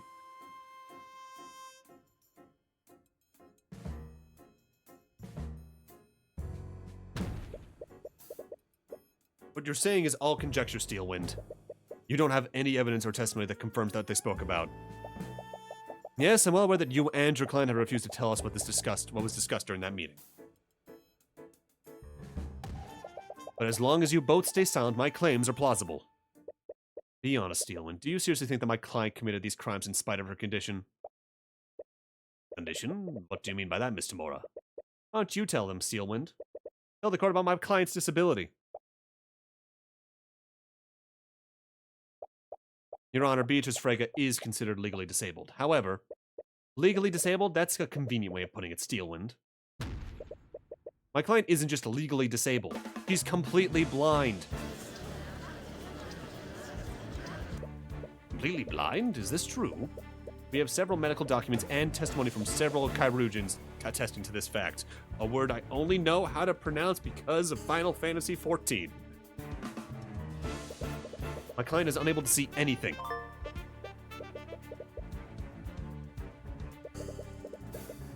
Bug just flew in front of my face. Where the fuck did you go? Yeah. Like waving my arms just around my desk area in hopes to disturb it. What is the meaning of this, Miss Steelwind? Do you expect me to believe that a blind woman performed any of the acts you're accusing her of? I'm glad you also see how ridiculous these claims are, Your Honor. If the court would just let me elaborate. Steelwind, the prosecution's first charge is grand theft. My client would have needed that to break into a magically secured display case. Performing such an act would be a difficult task for anyone, much less my client. And the second charge is first-degree murder. My client would have needed to use the sword of spelling to unlock the lock leading into the spell, the victim's study. Then she would have needed to grab a letter opener, overpower the victim, and deliver a precise and fatal blow to the victim's neck. Does any of that sound like a reasonable theory, Your Honor? I'm compelled to agree with you, Mr. Mora. It all sounds quite ludicrous, to be perfectly honest. This is just awful. The Steelwinds are clearly just attacking the Fregas now that their heads are ceased. Objection! Enough. Your Honor, the court has not seen the evidence that supports this case. Nor have you listened to the Inquisition's testimony regarding their investigation. Until you've done so, you are in no position to pass judgment. Very well, Miss Steelwind, I suppose you have a point. Guess the young lady has some claws after all. But it doesn't matter, their case against Beatrice is questionable at best. Frankly, it's surprising that Steelwind even went through with this. Only a matter of time before the judge sees things your way. To begin, the prosecution would like to call Commander Orm White to the stand. Commander White, please testify to the court about the Inquisition's findings. Right.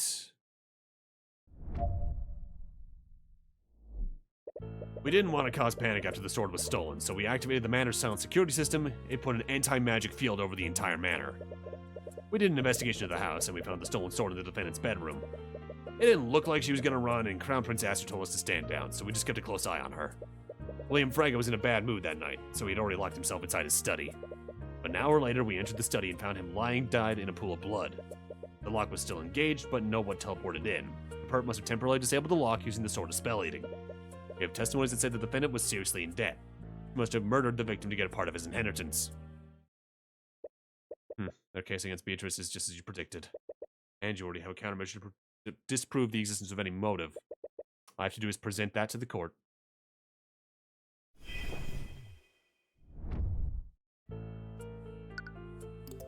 Wait, doesn't the sword make the wielder immune to magical effects? An anti-magic field would only disempower everyone except the thief. Yeah, well, we didn't know what the sword could do until after the investigation. Up until then, we just thought it was a dusty old artifact. That seems pretty negligent. Are you sure you're qualified for your position, Orem? The situation was unprecedented for everyone involved. One could hardly expect an ancient artifact to have magical capabilities.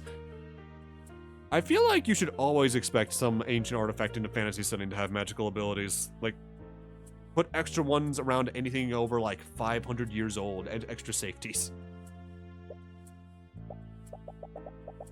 Anyways, what did you do after the theft, Commander? That seems like a strange conclusion to jump to. My client hadn't stepped foot in the Frege Manor in years. After being gone for so long, her bedroom had been repurposed for something else? Had to have been, okay. I'm not sure about the details, but one of the defendant's sisters refused to let the servants disturb that room, probably Miriam. I guess she was hoping that her sister would come back one day. Leif? Lefay? I actually don't know how to pronounce that name. I don't think I've heard that. Leaf? Maybe?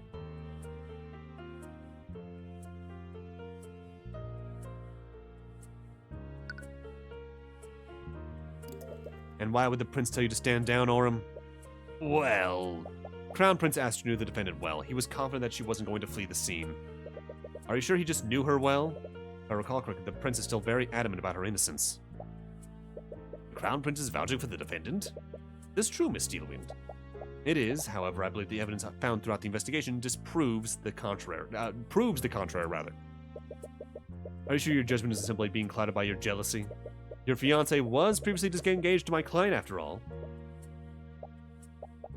You're enjoying this a bit too much.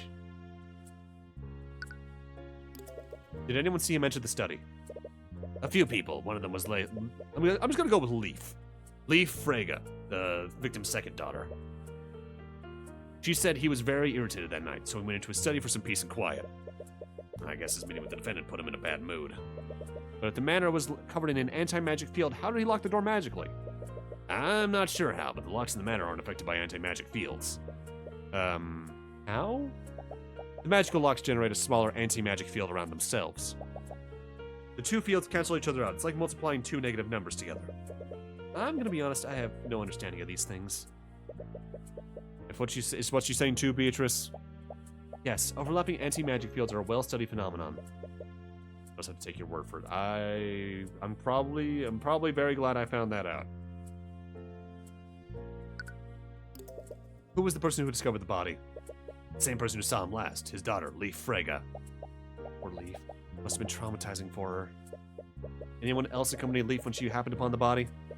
Yeah, supposedly one of the servants got himself locked in a nearby storage closet.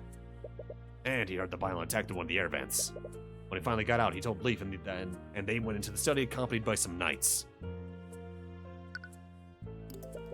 The sword is integral to the case against my client, so why is the description of its capabilities so vague? To be honest, the sword is magic, but it doesn't seem to behave like any spells we know about. We can't identify its magic like we usually do with artificery devices. According to Lord Haraldson, its powers are demonic in nature. But if you ask me, it's all a bunch of hooey.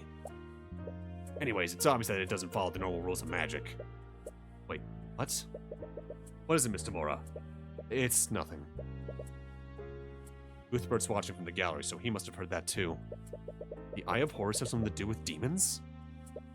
No, focus on acquitting the client first. You can worry about Cuthbert later. Either way, we've tested the sword's magic on similar locks. When used correctly, it is capable of disabling the lock on Lord Frege's study. You have testimonies? Wouldn't an official record be more valid evidence? Miss Tamura, you and I both know that your client's creditors are not the type to keep such records. So you're admitting that you're relying on hearsay? One could conclude that. But it doesn't matter if we can prove that this debt exists. The Frege estate is unimaginably vast. Debt or no debt, that amount of wealth could be a tempting boon for any individual. As a point, House Frege owns all the banking houses in Wyverngard. People can only dream of having that much power and wealth.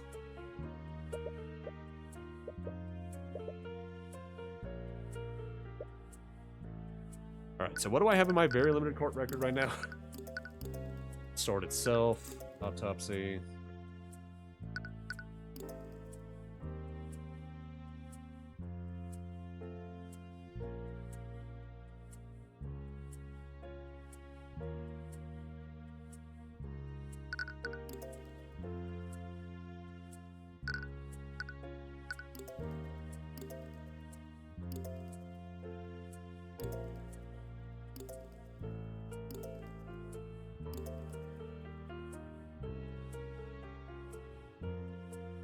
She was out of the will.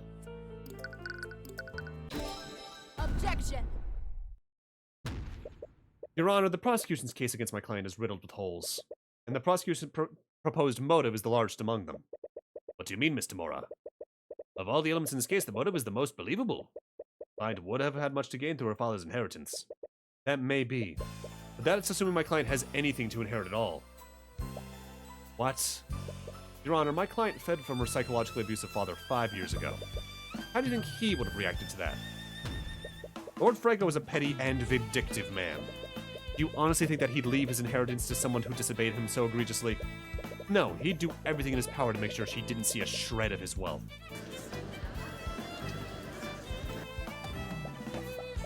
Yes, we're already well aware of this.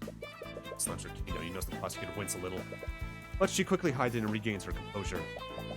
On the night of the murder, the victim made the decision to disinherit the defendant. However, his murder deprived him of the opportunity to submit his will to his attorney. This only further proves the defendant's motive. He would have needed to act quickly lest her father submit the changed will. I'm afraid you're mistaken, Steelman. William Frege didn't disinherit my client that night. He disinherited my client 5 years ago. I have witnessed testimony from Miriam Frege, William's youngest daughter. Opposite. By her own admission, her father disinherited my client shortly after she fled the household. What? She never brought that up during questioning. Perhaps she's not as amicable to you as you thought. If you don't believe me, why don't we call her to the stand and ask her ourselves? What are you planning, Miss Tamora? I have no idea what you're talking about. Well, it's clear that we won't get anywhere until we hear from Miriam directly. Bailiff, please escort Miriam Frege to the stand.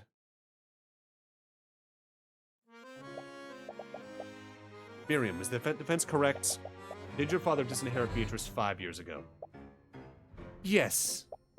And you didn't think it was necessary to share this information with me? Well, you never asked. If I recall correctly, you were also tight-lipped during questioning this morning. Are you staying quiet for your sister's sake? The witness just lost her father. You can hardly expect her to recall every detail that's relevant to the case. Which raises a more concerning question. How did you extract this information? Who knows? Maybe I just have a way with people. Regardless, I suppose you have a point. I'll give the witness the benefit of the doubt for now. In any case, Miriam, please testify to the court about how you found out about Beatrice's disinheritance. Yes, of course. One day, we all woke up and discovered that Beatrice had fled from our home. She left a note for us, and in it she renounced her name and denounced my father. My father later called me and my sister into his study. He told us that he'd completely disowned Beatrice and removed any claim she had to the Frege estate. It was probably a threat to us in case we ever chose to go down the same path she did. He wanted to make an example out of her. This all happened 5 years ago. And are you sure this all happened 5 years ago? Yes, even now I can remember everything clearly. I see. Her speech is getting slower. Deep in thought. Nightgrave seems extremely concerned for some reason. And Leaf was there with you at this meeting? Yes, she was. However, Leaf couldn't have possibly been there. Her words are getting more slurred. You notice her balance is slightly swaying. Hey, are you okay? Of course, What? By the scaled lord, is that blood? Blood? Bailiff, find anyone capable of casting healing magic. Escort them to the courtroom immediately. After some scrambling, a couple of healers were able to help Nightgrave stabilize the prosecutor. In all the chaos, you caught a glimpse of her. Deep wounds and blood on several parts of her body. Used some kind of illusion to hide them, but her disguise had completely dissipated. Now that's why Nightgrave was with her. Like illusion magic and also probably some potential minor healing. Before Steelwind is taken out of the room, you catch her whispering something in Nightgrave's ear. You see a look of confusion from him, but he nods and makes his way to the witness stand. But not before passing a message on to the bailiff, who seems equally confused. So what the hell is going on? Mr. Nightgrave, explain yourself. What is going on? Why was Miss Steelwind so gravely injured? I'm sorry. I wasn't actually here as Miss Steelwind's aide. I was here as her healer. Her healer? The truth is, Miss Steelwind was violently attacked at noon today. She was in critical condition, but she insisted on prosecuting the case anyway. I owed her a favor, and she asked me to channel my necromancy to keep her wounds closed during the trial. Scaled Lord, why didn't she just recuse herself? She must have known. If anyone else tried to prosecute Beatrice, she would have handily won the trial. Nevertheless, she showed up to prosecute because no one else would, and she did it all despite the risk to her life. Almost makes you respect her a little. Almost. Anyways, is there any need to prolong this trial, Your Honor? What? Even you must acknowledge how weak the case against my client is. In addition to that, Miriam's testimony shows that my client had nothing to gain from her father's death. Miss Tamora, Miss Steelwind has been gravely injured, and you're still only concerned about... The only thing I'm concerned about is seeking justice for my client. Even so, we cannot move forward until we find another prosecutor. And how long do you think that'll take, Your Honor? It's almost been 12 hours since the murder took place. That gives us, what, 36 hours? After that, every magical trace of the crime scene will fully disappear. But there might be someone... If Steelwind had simply allowed another prosecutor to work this case, we wouldn't be in this situation. She took a risk, and now she has to pay the price. Wouldn't you agree, Your Honor? Not exactly proud of winning this way. This is what it takes to win. And you won't let an opportunity like this pass you by.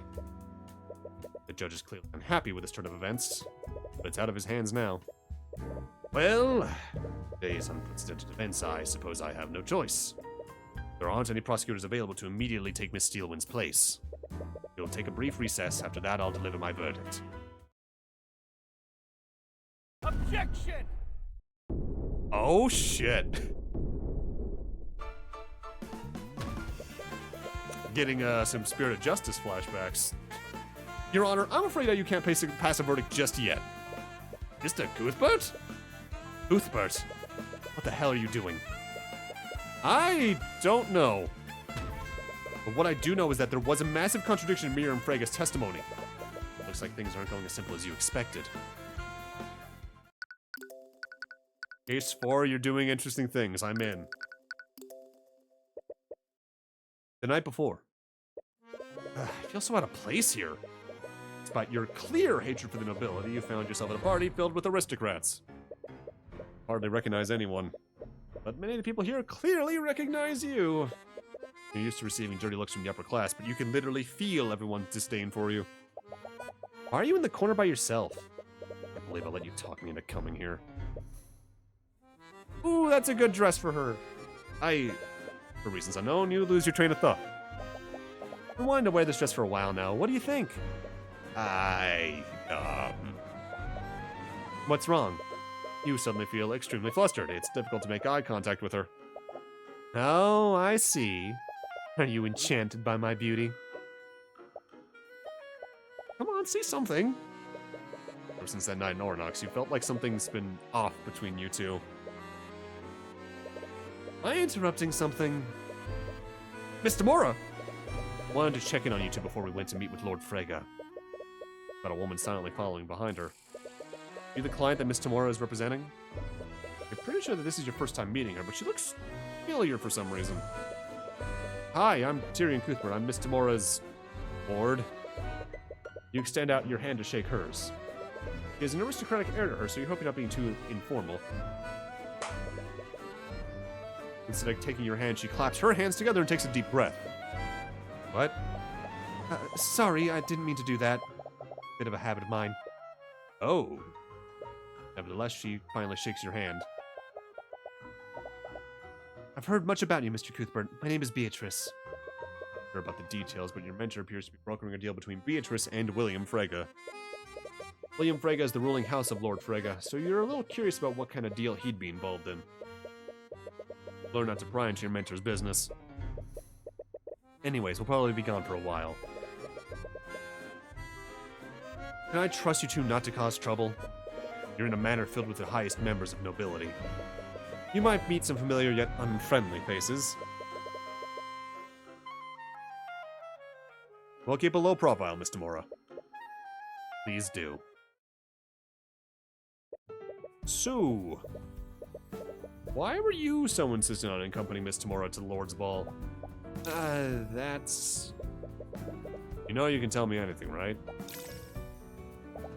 I guess everything that happened in Ornox made me think about things. I don't really know anything about my past or where I came from. I didn't want to think about it because of my dad and mom, but you wanted to find out about your biological parents? Dude, I don't know how. Being here is starting to make me feel weird.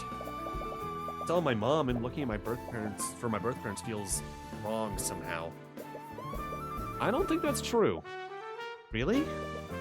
Miss Tamora adopted me when I was a child, and she gave me a purpose in life. But I still keep my childhood memories of my mother close to me. Miss Tamora and my mother are both important to me. I don't think it's disrespectful to find out more about yourself. And I'm sure your mother will understand. Think so? Of course. And I'm also sure of another thing. If I'm with you, I doubt any of the nobles here will want to speak with you. Yeah, I didn't want to be rude, but... Don't worry. I'll find something to fill the time. Just gonna play chess alone, aren't you? Maybe? You really need to learn to talk to other people. Make some new friends or something. I don't need more friends. I usually want to spend most of my time with you anyways.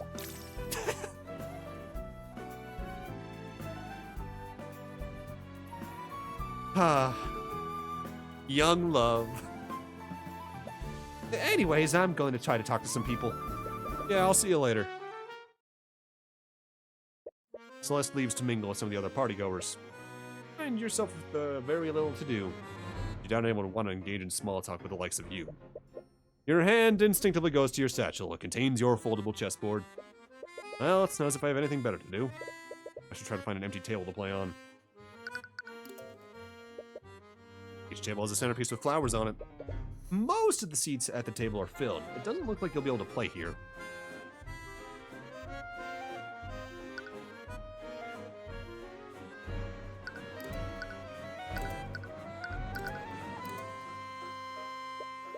Be quiet, but there aren't any tables anywhere. Well, I could play on the floor. Puppy! What the?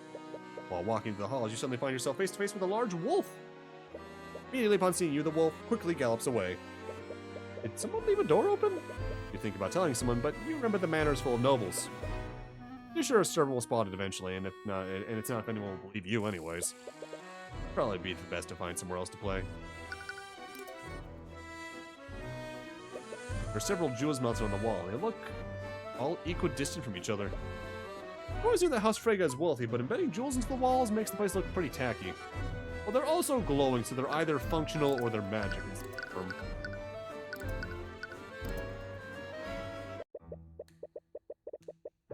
Look around further in the manor and find a room with several displays. Looks like a gallery of some sort. Slightly out of place here. There are a few nobles in the room. They're all silently appreciating the exhibits. Perhaps Lord Frege paid a museum to create some historical displays for the Lord's Ball. Now there's a face I haven't seen before.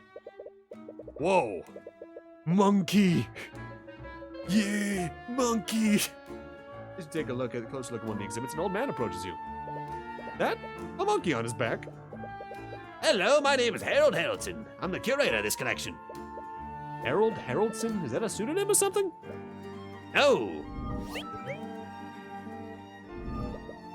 I see. Wait, he's a museum curator? Must be extremely knowledgeable about Wyvern's history.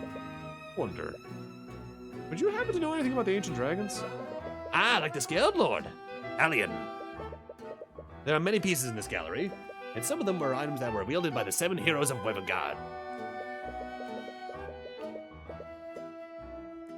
Legends say that some of the items were directly intended by Rathalion himself. Entered by Rathalion? Does that mean they also don't follow the rules of magic? Perhaps you should examine these items more closely. Painting is some sort of scientist. That man is Dr. Luke Cuthbert. He was an alchemist and inventor of one of the branch families. He's well known for his studies in imbuing intelligence into automatons. Intelligent automatons? Would that make them similar to arcane constructs? Yes, actually. I wouldn't be surprised if Lord Van Sanctus used Dr. Cuthbert's research to create those constructs. So in essence, Von Sanctus is taking credit for somebody else's work. Surprise, surprise. It's a painting of a researcher. That is Professor Matt Furland. He was a professor of some renown. He was a researcher of combinatorial magic theory. What's that? It's the study of how different types of magic interact with each other. He famously ran an exhibit on what would happen if two anti-magic fields overlapped each other. That's actually pretty interesting. What were the results of the experiment? Well, they had mages enter the space where the two fields overlapped. It turns out that those mages were able to cast their magic in that space. Wait, how would that be possible? They would have had two anti-magic fields affecting them.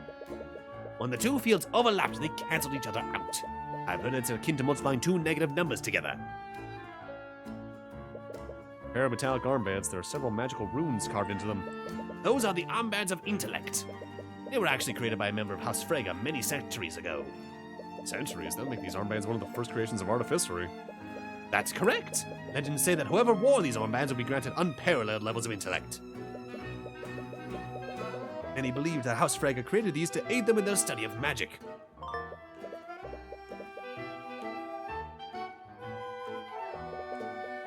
Pair of golden earrings or small jewels embedded in each of them. Those are the Earrings of Vitality.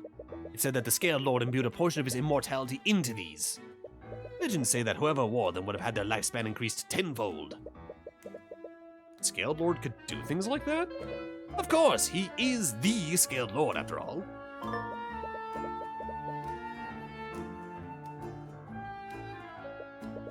Wounds slowly heal over time. That feels like it's Are there any spells that can create a similar effect to these earrings? Not that I know of. A spell like that would probably fall under the school of necromancy. I'm sure you know how much the kingdom scrutinizes that type of magic. Yeah. The Crimson Red Short Sword. That's the sword of spell eating. Legend says it has the power to protect its wielder from any kind of magic. Though it's like an anti-magic field. In a way, yes, but it has less than heroic origins, I'm afraid. It's said that this sword was created through the blood pact between a mage and a demon. Demon? Legend says that some demons had the power to absorb and nullify magic. A demon must have imbued some of that power into this sword. Or at least that's what the legends say. Is it safe to put something like this on display? What if the legends are true? Don't worry, these displays are fortified with several abjuration spells. But even Lord Steelwood would have trouble getting into this. I actually don't know what abjuration is. What is that? It's not a name. It's not a word I'm familiar with in its like context.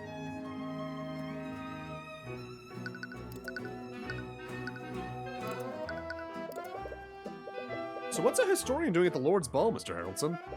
Herald. Right. Herald. Anyway, Lord Frege invites my museum to set up some displays here every year.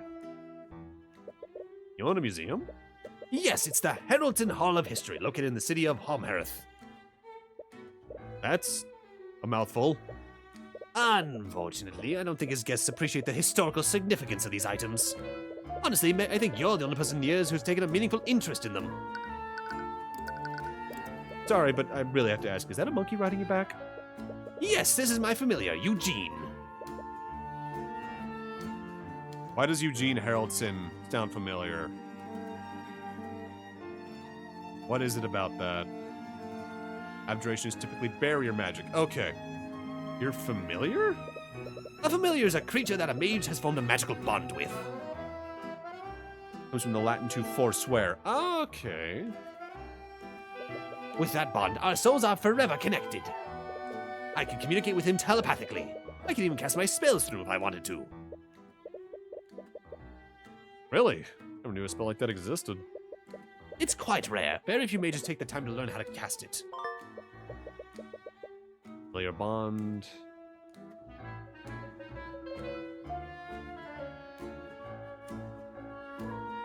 You know, there's something I'm surprised that hasn't really come up too much in the game thus far. It's the incantations for the spells.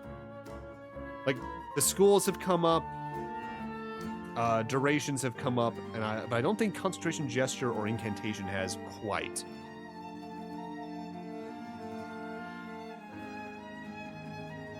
Caster can choose to see through target's eyes as long as they concentrate.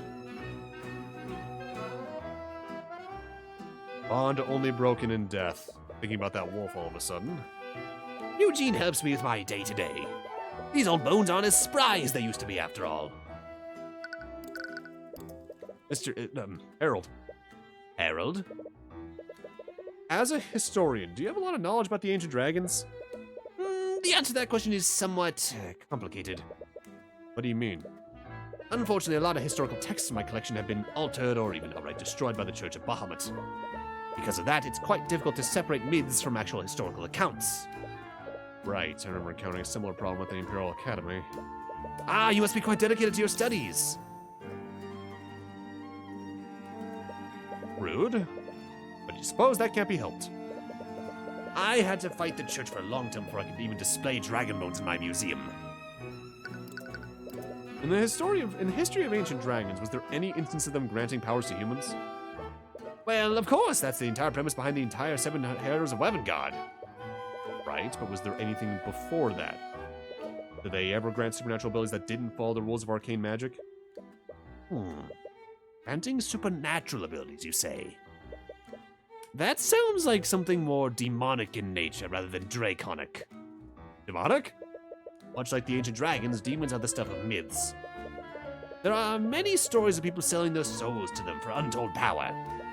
Selling their souls? I called the nun your mother left for you before she was executed. She told you to use her eyes. I'd rather make a deal with a demon to give you the Eye of Horus. Is something wrong? No, nothing's wrong. Bit too much to take in, but you might just be overthinking this. There haven't been any recorded sightings of demons in recent history. There's only secondhand stories and superstitions. The Eye of Horus can't possibly be demonic, can it? You hope Celeste's investigation is going better than yours.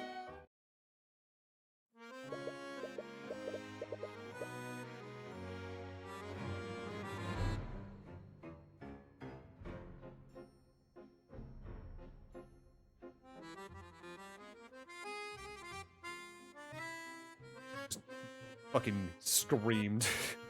Oh, cat. How dare you insinuate that I engaged in an adulterous relationship? That's not what I... Enough, if you dare to speak with me again, I'll have the Kingsguard throw you out! This isn't working. I don't think asking them like that will be very effective. What? Oh, she also looks great! Do you expect anyone to be here to be truthful with you? You're essentially asking that they cheated on their spouses. Have you been spying on me? Not intentionally, I was just surprised to see you here of all places. Right, I guess that makes sense. You're not party crashing, are you? Of course not. I came here with Ruby and Tyrion. That honestly raises more questions than answers, but I'll take your word for it. Anyways, you're looking for your birth parents, aren't you? Is that being that obvious? It's the only reason I could think of. Why else would you be trying to speak with members of the nobility? I don't know if it's any of my business, but think hard about whether this is what you really want. Getting entangled in the aristocracy can only bring you misery. I've read your file. You have everything you could ever want. You have your mother and your friends. You even have a lover. What? You're in a relationship with Mr. Cuthbert, are you not? No, Tyrion's not my... Really? From the way you two behave with one another, I just assumed. It's pretty obvious you have feelings for him. What? How obvious? Did he seriously not notice? I think someone with his deductive reasoning skills would easily see through you. Oh, yeah? What about you and Aster? I have no idea what you're talking about. Come on, I was there at Von Sanctus Manor. It's so obvious you like him. Please, you're grossly exaggerating things. He may be my fiancé, but I only have the utmost respect for him. And what if I told you he was standing right behind you? He wants to think I'd fall for something like that. What are you falling for?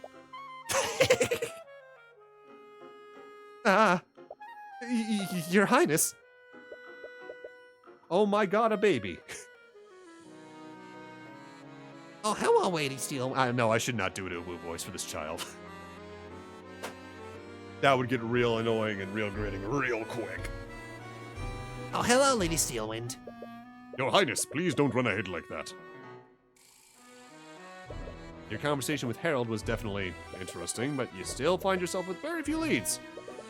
If dragons or demons, the origins of the Eye Horrors still remain a mystery. You find yourself returning to the ballroom, and you spot Celeste in the corner with some other people. You with Aster and Steelwind. Hey, Aster, what do you think of Steelwind's dress? It suits you very well, Miss Steelwind. You look lovely. I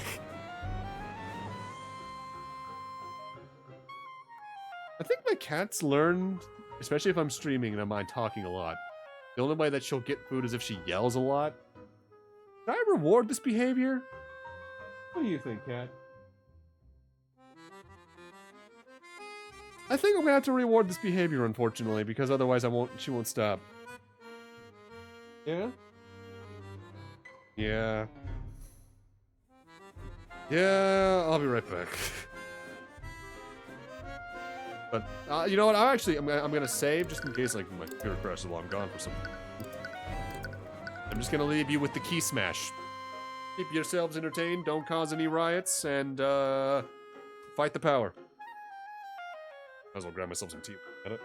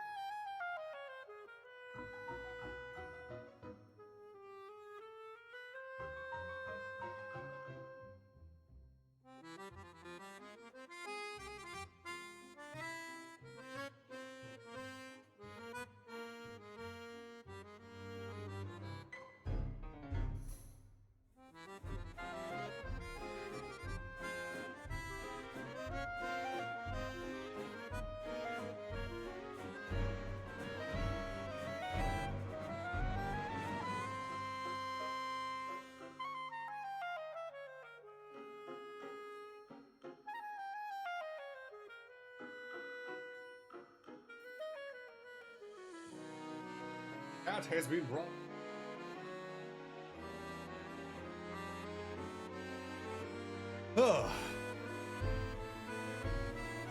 Wow, they let that text fucking roam.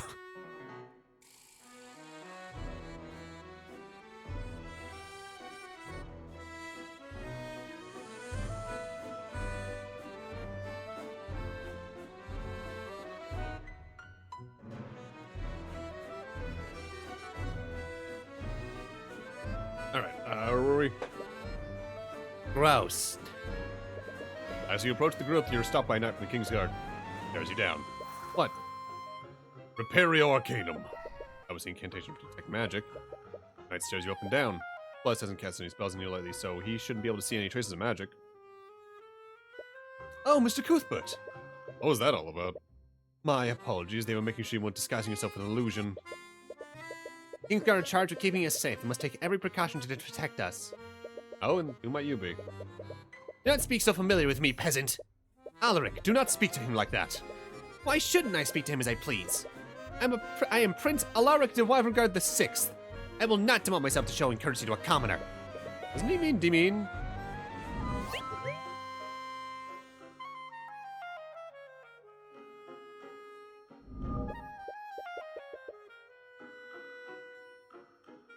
I'm terribly sorry about him, Mr. Cuthbert. It's fine. Anyways, weren't you supposed to be investigating your birth parents? Leave the poor woman alone. She started it. Right. I'm actually quite surprised to see you both here.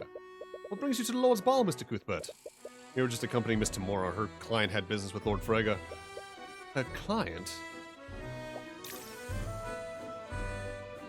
Whoa, that is an angry face from you.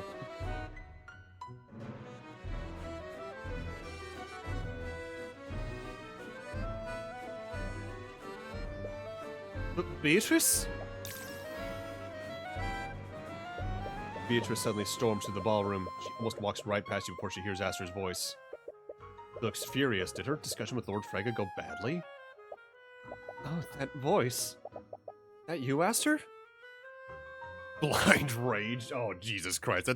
That borders on fucked up. That borders on fucked up, Tim. Oh, Jesus.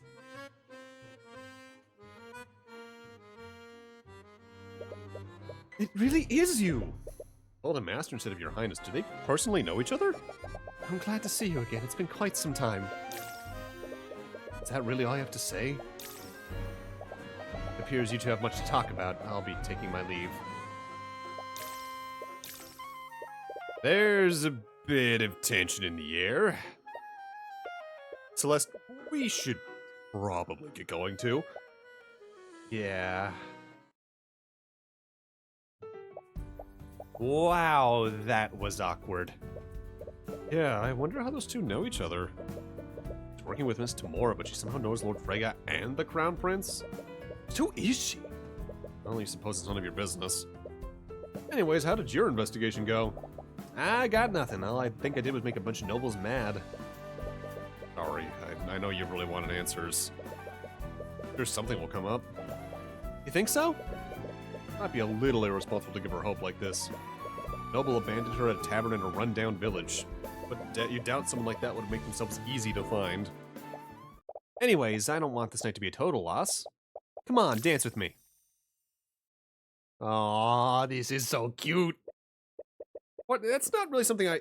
Don't be like that. How often do we get to go to a party like this? Before you have a chance to object, she grabs your hand and starts dragging you to the middle of the room. You receive a few dirty looks from the aristocrats nearby. I almost went with the aristocracy. Celeste, people are staring at us! Staring has one R, right? Who cares what they think? They're nobles.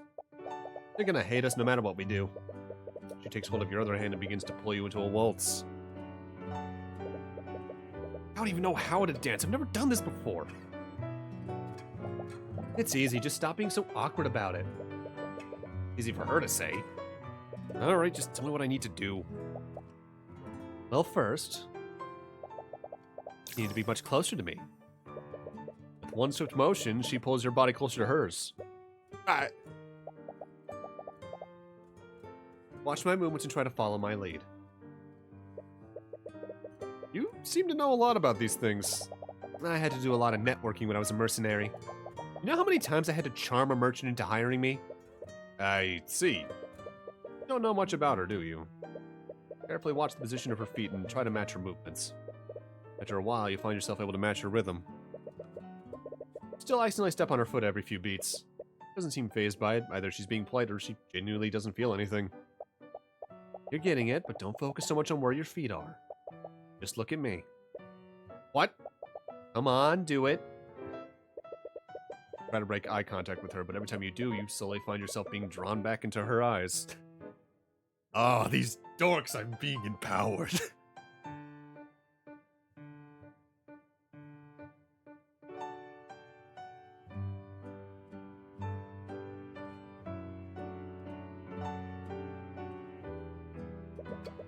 You feel so embarrassed that you're becoming lightheaded, and you find yourself perspiring more than usual. At the same time, you don't have any urge to break away from her.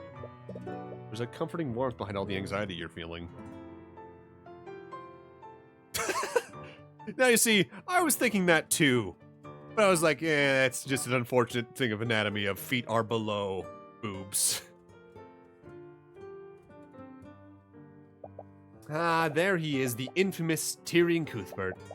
Never turns away from a challenging noble, but can't dance a step to save his life. Her expression doesn't betray a hint of it, but you detect feelings of nervousness from her. As flustered as you are, find yourself relaxing a bit more, and you're somehow able to continue matching her movements. See, there you go. Although, what is it? You know the man is supposed to lead, right? Maybe I don't subscribe to gender stereotypes. Or maybe you just suck at this. It's been a while since you felt this calm. There's always been something that you needed to prepare for. A client that needed saving, a culprit that needed catching. You're quite content with this one brief moment you're able to spend with her. Time for shit to go wrong in 5 seconds. In fact, you know what? Let's make I'm gonna make a guess. 5 seconds equates to about 10 dialogue boxes. If things go wrong then, I have read the situation perfectly. you almost find yourself getting lost in the mood.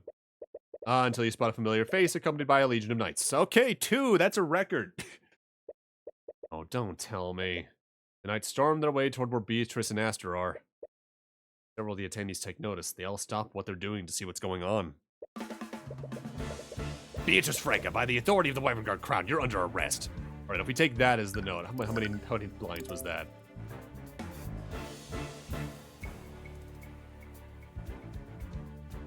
One, 2, 3, 4, 5, 6. So either 2 or 6. Jesus fucking Christ. Did he just say Beatrice Frega? We should go see what's happening, shouldn't we? Yeah, let's go. You are completely out of line, Commander. I thought I told you to stand down. Do you not recognize who you're speaking to? Let go of Lady Frega. I can't really do that, your highnesses. Aster, what's going on? It's Lord Frega. He was found murdered in his study. And these cretins think that Beatrice is behind it somehow. Sorry, your highness, but my orders are straight from Steelwind. Lady Steelwind sent you? Beatrice takes a deep breath and claps her hands together. I should go with them. But no! My brother is right. They have no right to... I don't want to cause friction between you and Arya. I've always been meticulous. I'm sure she's just being careful. I'm sure I'll be exonerated once they've thoroughly investigated what happened. Okay. Only if that's what you truly want. What? You can't just let them take her away. Brother, she's correct. Not our place to interfere with the laws of our kingdom. But... However... Yes, your highness? Miss Beatrice is blind. One of your knights will need to escort her. She's what? Just say that she's blind.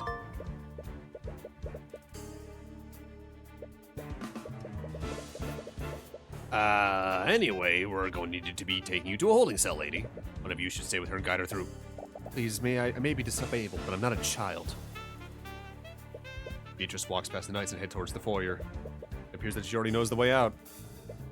Shouldn't you all be following her? Right. Inquisition, move out. Definitely didn't expect the night to go like this.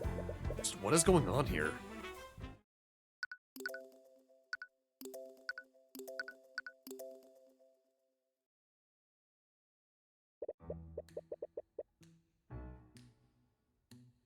I can't believe they kept us here until noon. Lord's ball was already running well into the night, and even before the murder occurred. You'd like nothing more than to catch up on your lost sleep, but you made a promise to Aster.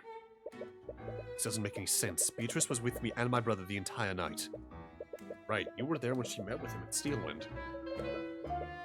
You couldn't have stolen the sword of spell eating and have murdered her father. I don't understand. Of all the people that could have done this, why would Steelwind suspect a blind woman? Mr. Cuthbert, could you defend Beatrice against these awful charges? I don't think I even need to. What? Beatrice is Ruby's client. I'm sure she'll be the one defending her.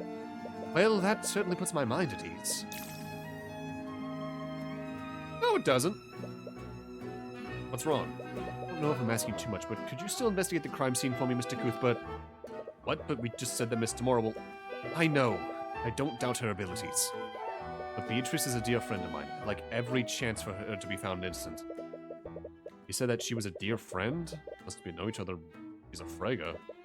Why would Miss Tamora, of all people, represent a member of the noble house? Still a lot of things you don't know about her. Of course, I'll also compensate you for your services. Consider yourself blessed. A commoner like you can only dream of a job like this. Alaric. Tiny Prince has a point, though. A payment for the Crown Prince does sound tempting. I can't believe this. Celeste returns to the ballroom. She's changed back into her normal clothes. What's wrong? The people in the cult room said they couldn't find my sword. Told me that someone must have stolen it. What? Do we still have the sword in the old sword there? Okay, let's get that in there.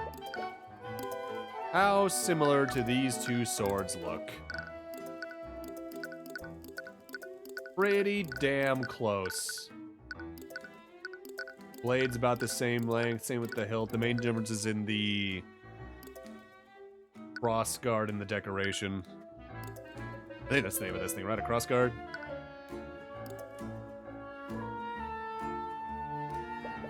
Aside from your group, everyone else at the ball was an aristocrat. Do you recall her saying it was forged in the Eastern Kingdoms? One must have stolen it because of its rarity. We'll probably keep an eye out for it while we're investigating the manor. This might be all some kind of mistake. I hope so. But anyway, where should we start first? We should head to the crime scene. Remember hearing that they found Lord Frege's body in his study. Let's go over there. Each of these tables has a centerpiece of flower on it. To be honest, it kind of looks tacky. Their notion of aesthetics must fly over the heads of peasants like us. These chandeliers look fancy enough to be worth a small fortune. The banking houses are loaded, aren't they? I mean... Repario Arcanum. You said it yourself. Banking. You arrive at the crime scene and see the usual swarm of Inquisition knights. However, you also spot some members of the King's Guard. They must be working together since the victim was from one of the Pillar families. I wasn't expecting to see you here, Mr. Cuthbert. I thought Ruby Tamora was defending this case.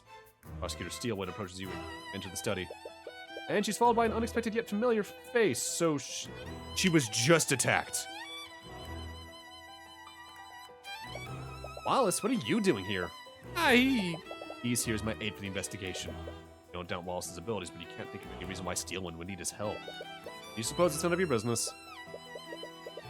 Anyway, we're here on behalf of Crown Prince Aster. He hired us to investigate this case independently. I see. I'm sure he just wants to make sure the investigation goes smoothly. Well, if you're here on behalf of His Highness, I'll do whatever I can to help you. The whole situation is quite unorthodox, but your goal remains the same. Perhaps Steelwind can tell you more about what happened. What's wrong? Can't see, but the entire room is covered in traces of abjuration magic. Everything is glowing white. Right, that makes sense. There were several anti-magic fields covering the manor. Those fields probably left traces of abjuration everywhere. I won't bother showing you the traces of abjuration I find while we're here. I just hope that's not covering anything that we actually might need up in that case.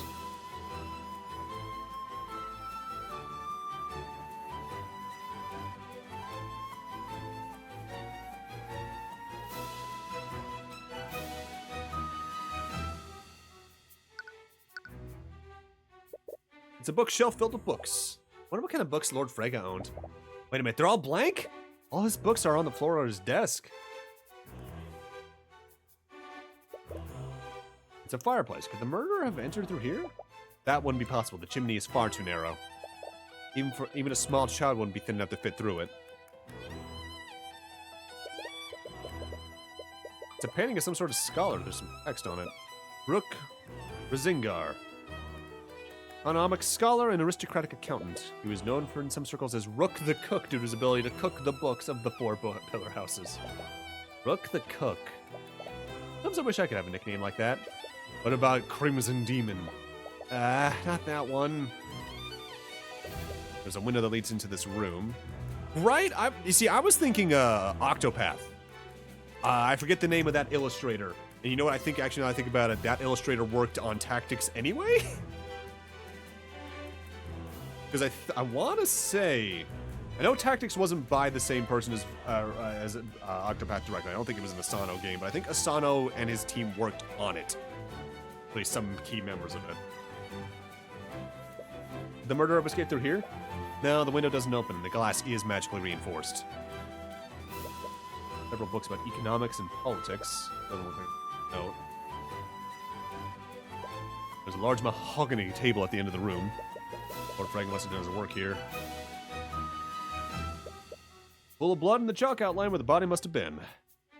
Repario Arcanum. There's traces of illusion magic where the body was. They sound must have used some kind of magical disguise. Or they turned themselves invisible.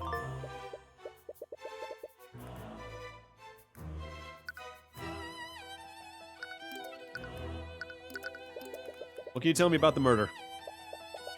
William Frege was found dead in this room after the lockdown was lifted. Wait, lockdown? What lockdown? From what we can tell, his throat had been slashed open with a letter opener. Cause of death was blood loss. Both of his corroded arteries were severed. Here's the autopsy report if you want a detailed description. Were you able to find the murder weapon? Yes, the murderer left it at the crime scene. It was a letter opener owned by the victim. The murderer must have found it in this room and used it. There was one strange detail about the weapon. The handle was completely shattered. We're not sure what to make of that detail, but it's as if something crushed the handle using tremendous force.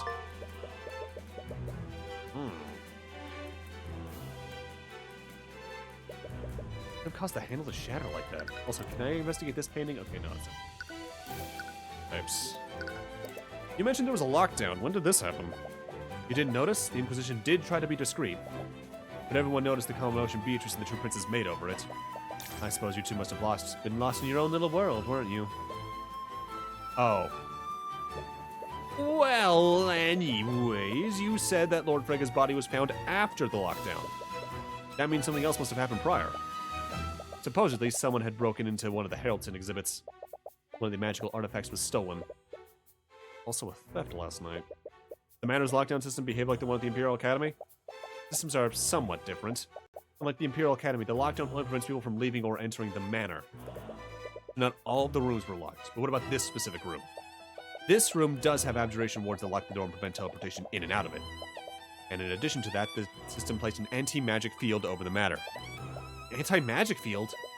Well, what's that? Not like we've learned about this twice already, this case. Once as Tyrion.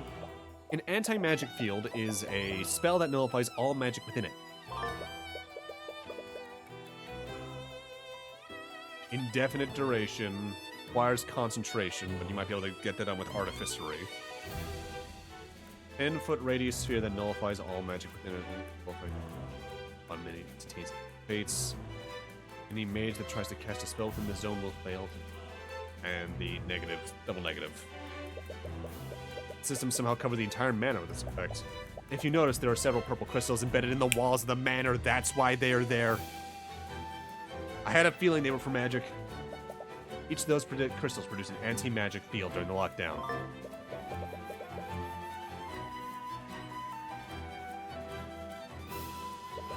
So no one could cast magic during the entirety of the lockdown.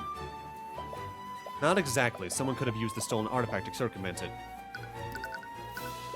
You mentioned that someone could have used the stolen artifact to get past the anti-magic fields. Which artifact was it? It was the Sword of Spell Eating. Now, it was the Demon Forged item that could supposedly nullify magic. Legends were true, someone could have used it to counteract the lockdown system. After Lord Haraldson reported the theft, the Inquisition discreetly placed the matter on lockdown. They searched every room for the matter to try to find it. But it was eventually found in Beatrice's bedroom. And that led them to believe she had stolen it. That's correct, the Kingsguard moved to arrest her, but Prince Aster ordered them to step down. Didn't look like she was planning on fleeing, so they planned to wait until after the party had ended. Then they found Lord Frega's body. Correct. We believe that she used the stolen sword to nullify the magical locks and break into Lord Frega's study. If she had the sword, then why wouldn't she use that to commit the murder?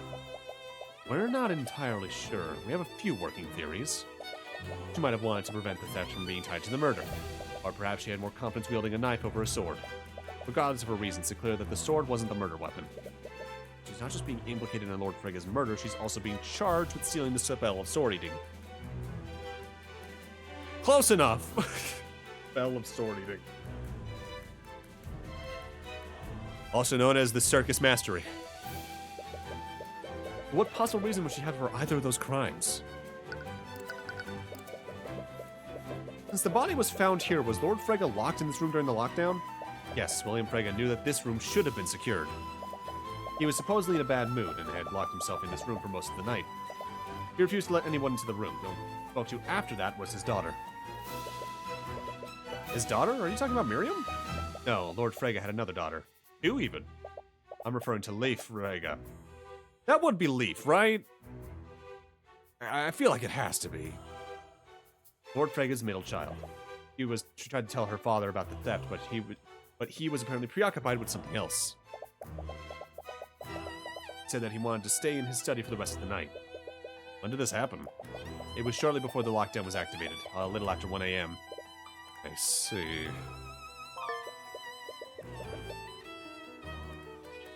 She looks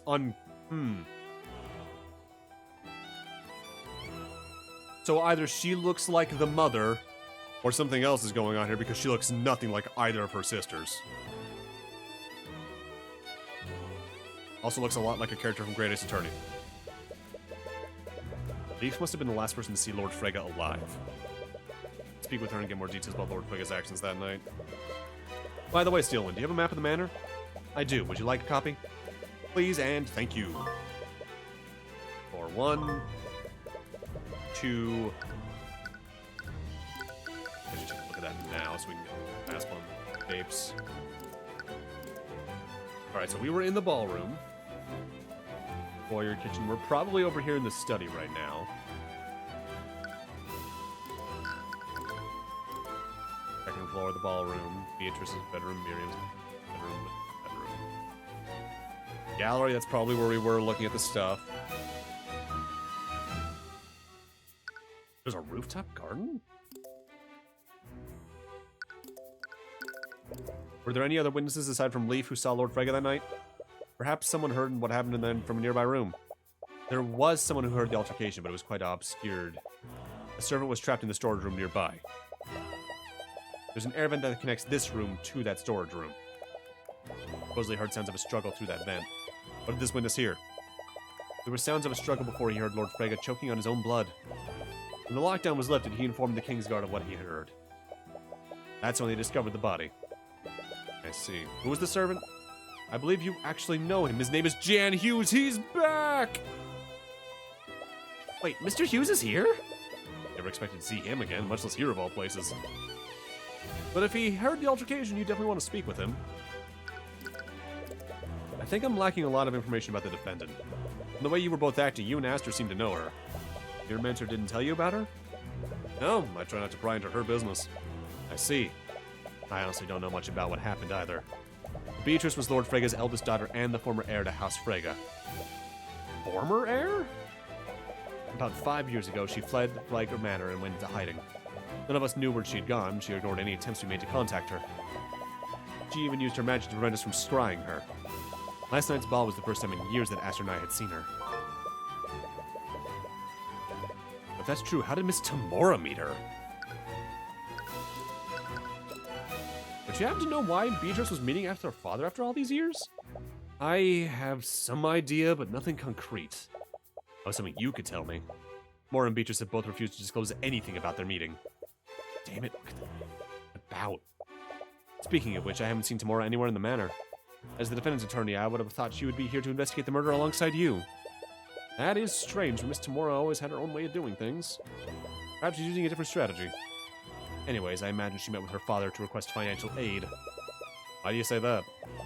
I have it on good authority that she was deeply in debt. That's the only reason why she would speak with her father after all these years. Also why I believe she murdered her father. Think she murdered him for his inheritance? The only motive that makes sense. Alright, there's a lot to work through here. Prosecution will try to assert that Beatrice committed the murder. What would she have needed to carry out all the actions described? So the first thing we need to do is narrow down the time in which the murder occurred. The body was discovered after the lockdown was lifted, and Leaf Frege saw her father alive before it was activated. He entered his study and she watched as the lock disengaged. So that means the murder occurred during the lockdown. Right, the murder must have occurred during the lockdown. But that means the murderer somehow got past the abjuration wards that protected this room. Those wards blocked teleportation, and they magically locked the only door leading into this room. Steelman and the Inquisition believe that Beatrice used the sort of spell they need to get past them. Regardless of what they think, we need to assume that the murderer used some kind of magic nullification to get into William's study. That's not necessarily true, is it? What if the murderer entered the room before William locked it? If they were in the room when William locked it, they would have been trapped here until he decided to leave. Not only that, they would have been discovered the moment the guards entered his study. Maybe they used some kind of invisibility? Or they could have teleported away the moment the Kingsguard opened the door. Teleportation didn't occur. We didn't find any traces of conjuration magic. What about Celeste's theory of an invisible assailant? I'll admit we did find traces of illusion magic, but the moment the guards saw the body, one of them cast Detect Magic. With that spell, they would have seen any invisible people hiding in this room. Wait, you can use Detect Magic like that? Of course, it's standard procedure. Like all spells, invisibility leaves traces of magic on the person it's cast on. Some mages can use Detect Magic as a way to see through invisibility. So we know for sure they weren't here before or after the lockdown. It means whoever committed the murder will use some way to bypass the observative wards that protect this room. The next thing to consider is the murder weapon.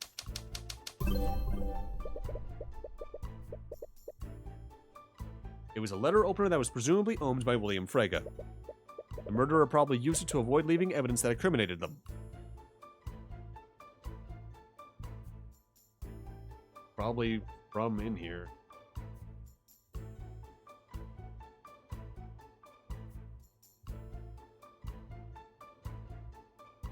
Yeah, the study.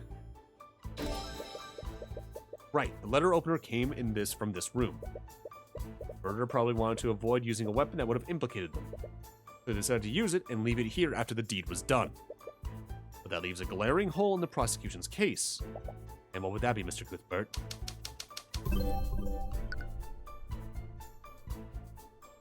She's completely fucking blind. Beatrice Frege is completely blind. Even if she were somehow able to break into a highly guarded exhibit, how did she slip past the guards and enter Lord Frege's study?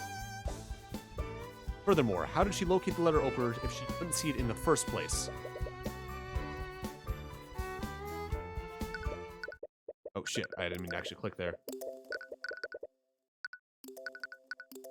What if she has a familiar?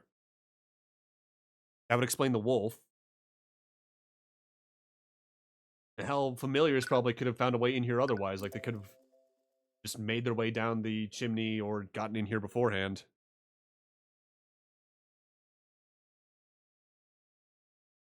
Also, I missed that last. None of it makes sense.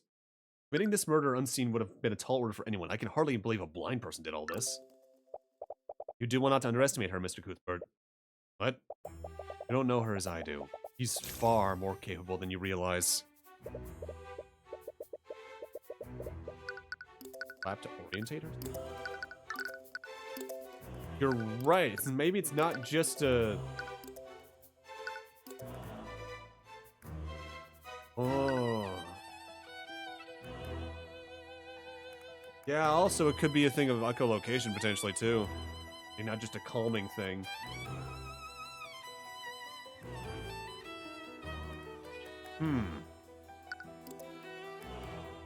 I suppose I wouldn't know, but the idea that Beatrice did any of this is still ludicrous. I suppose I can't change your mind about that.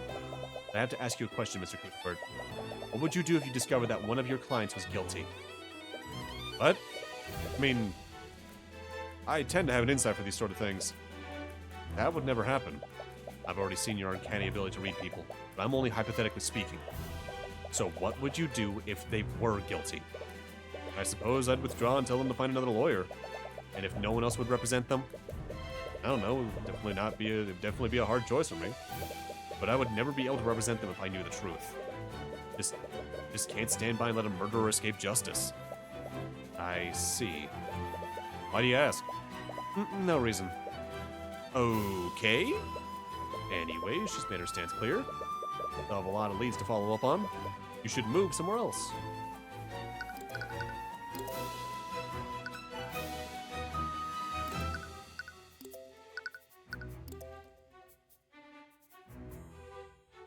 I can tell this is going to be a complicated case already.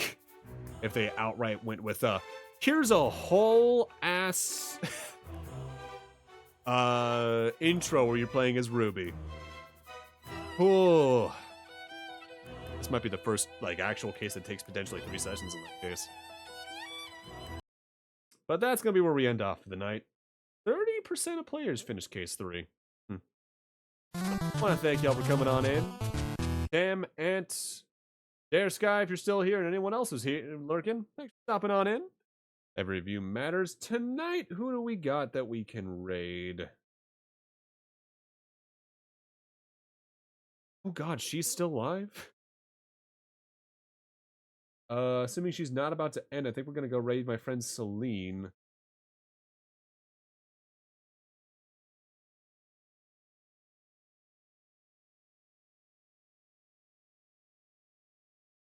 Yeah, we're gonna go do that.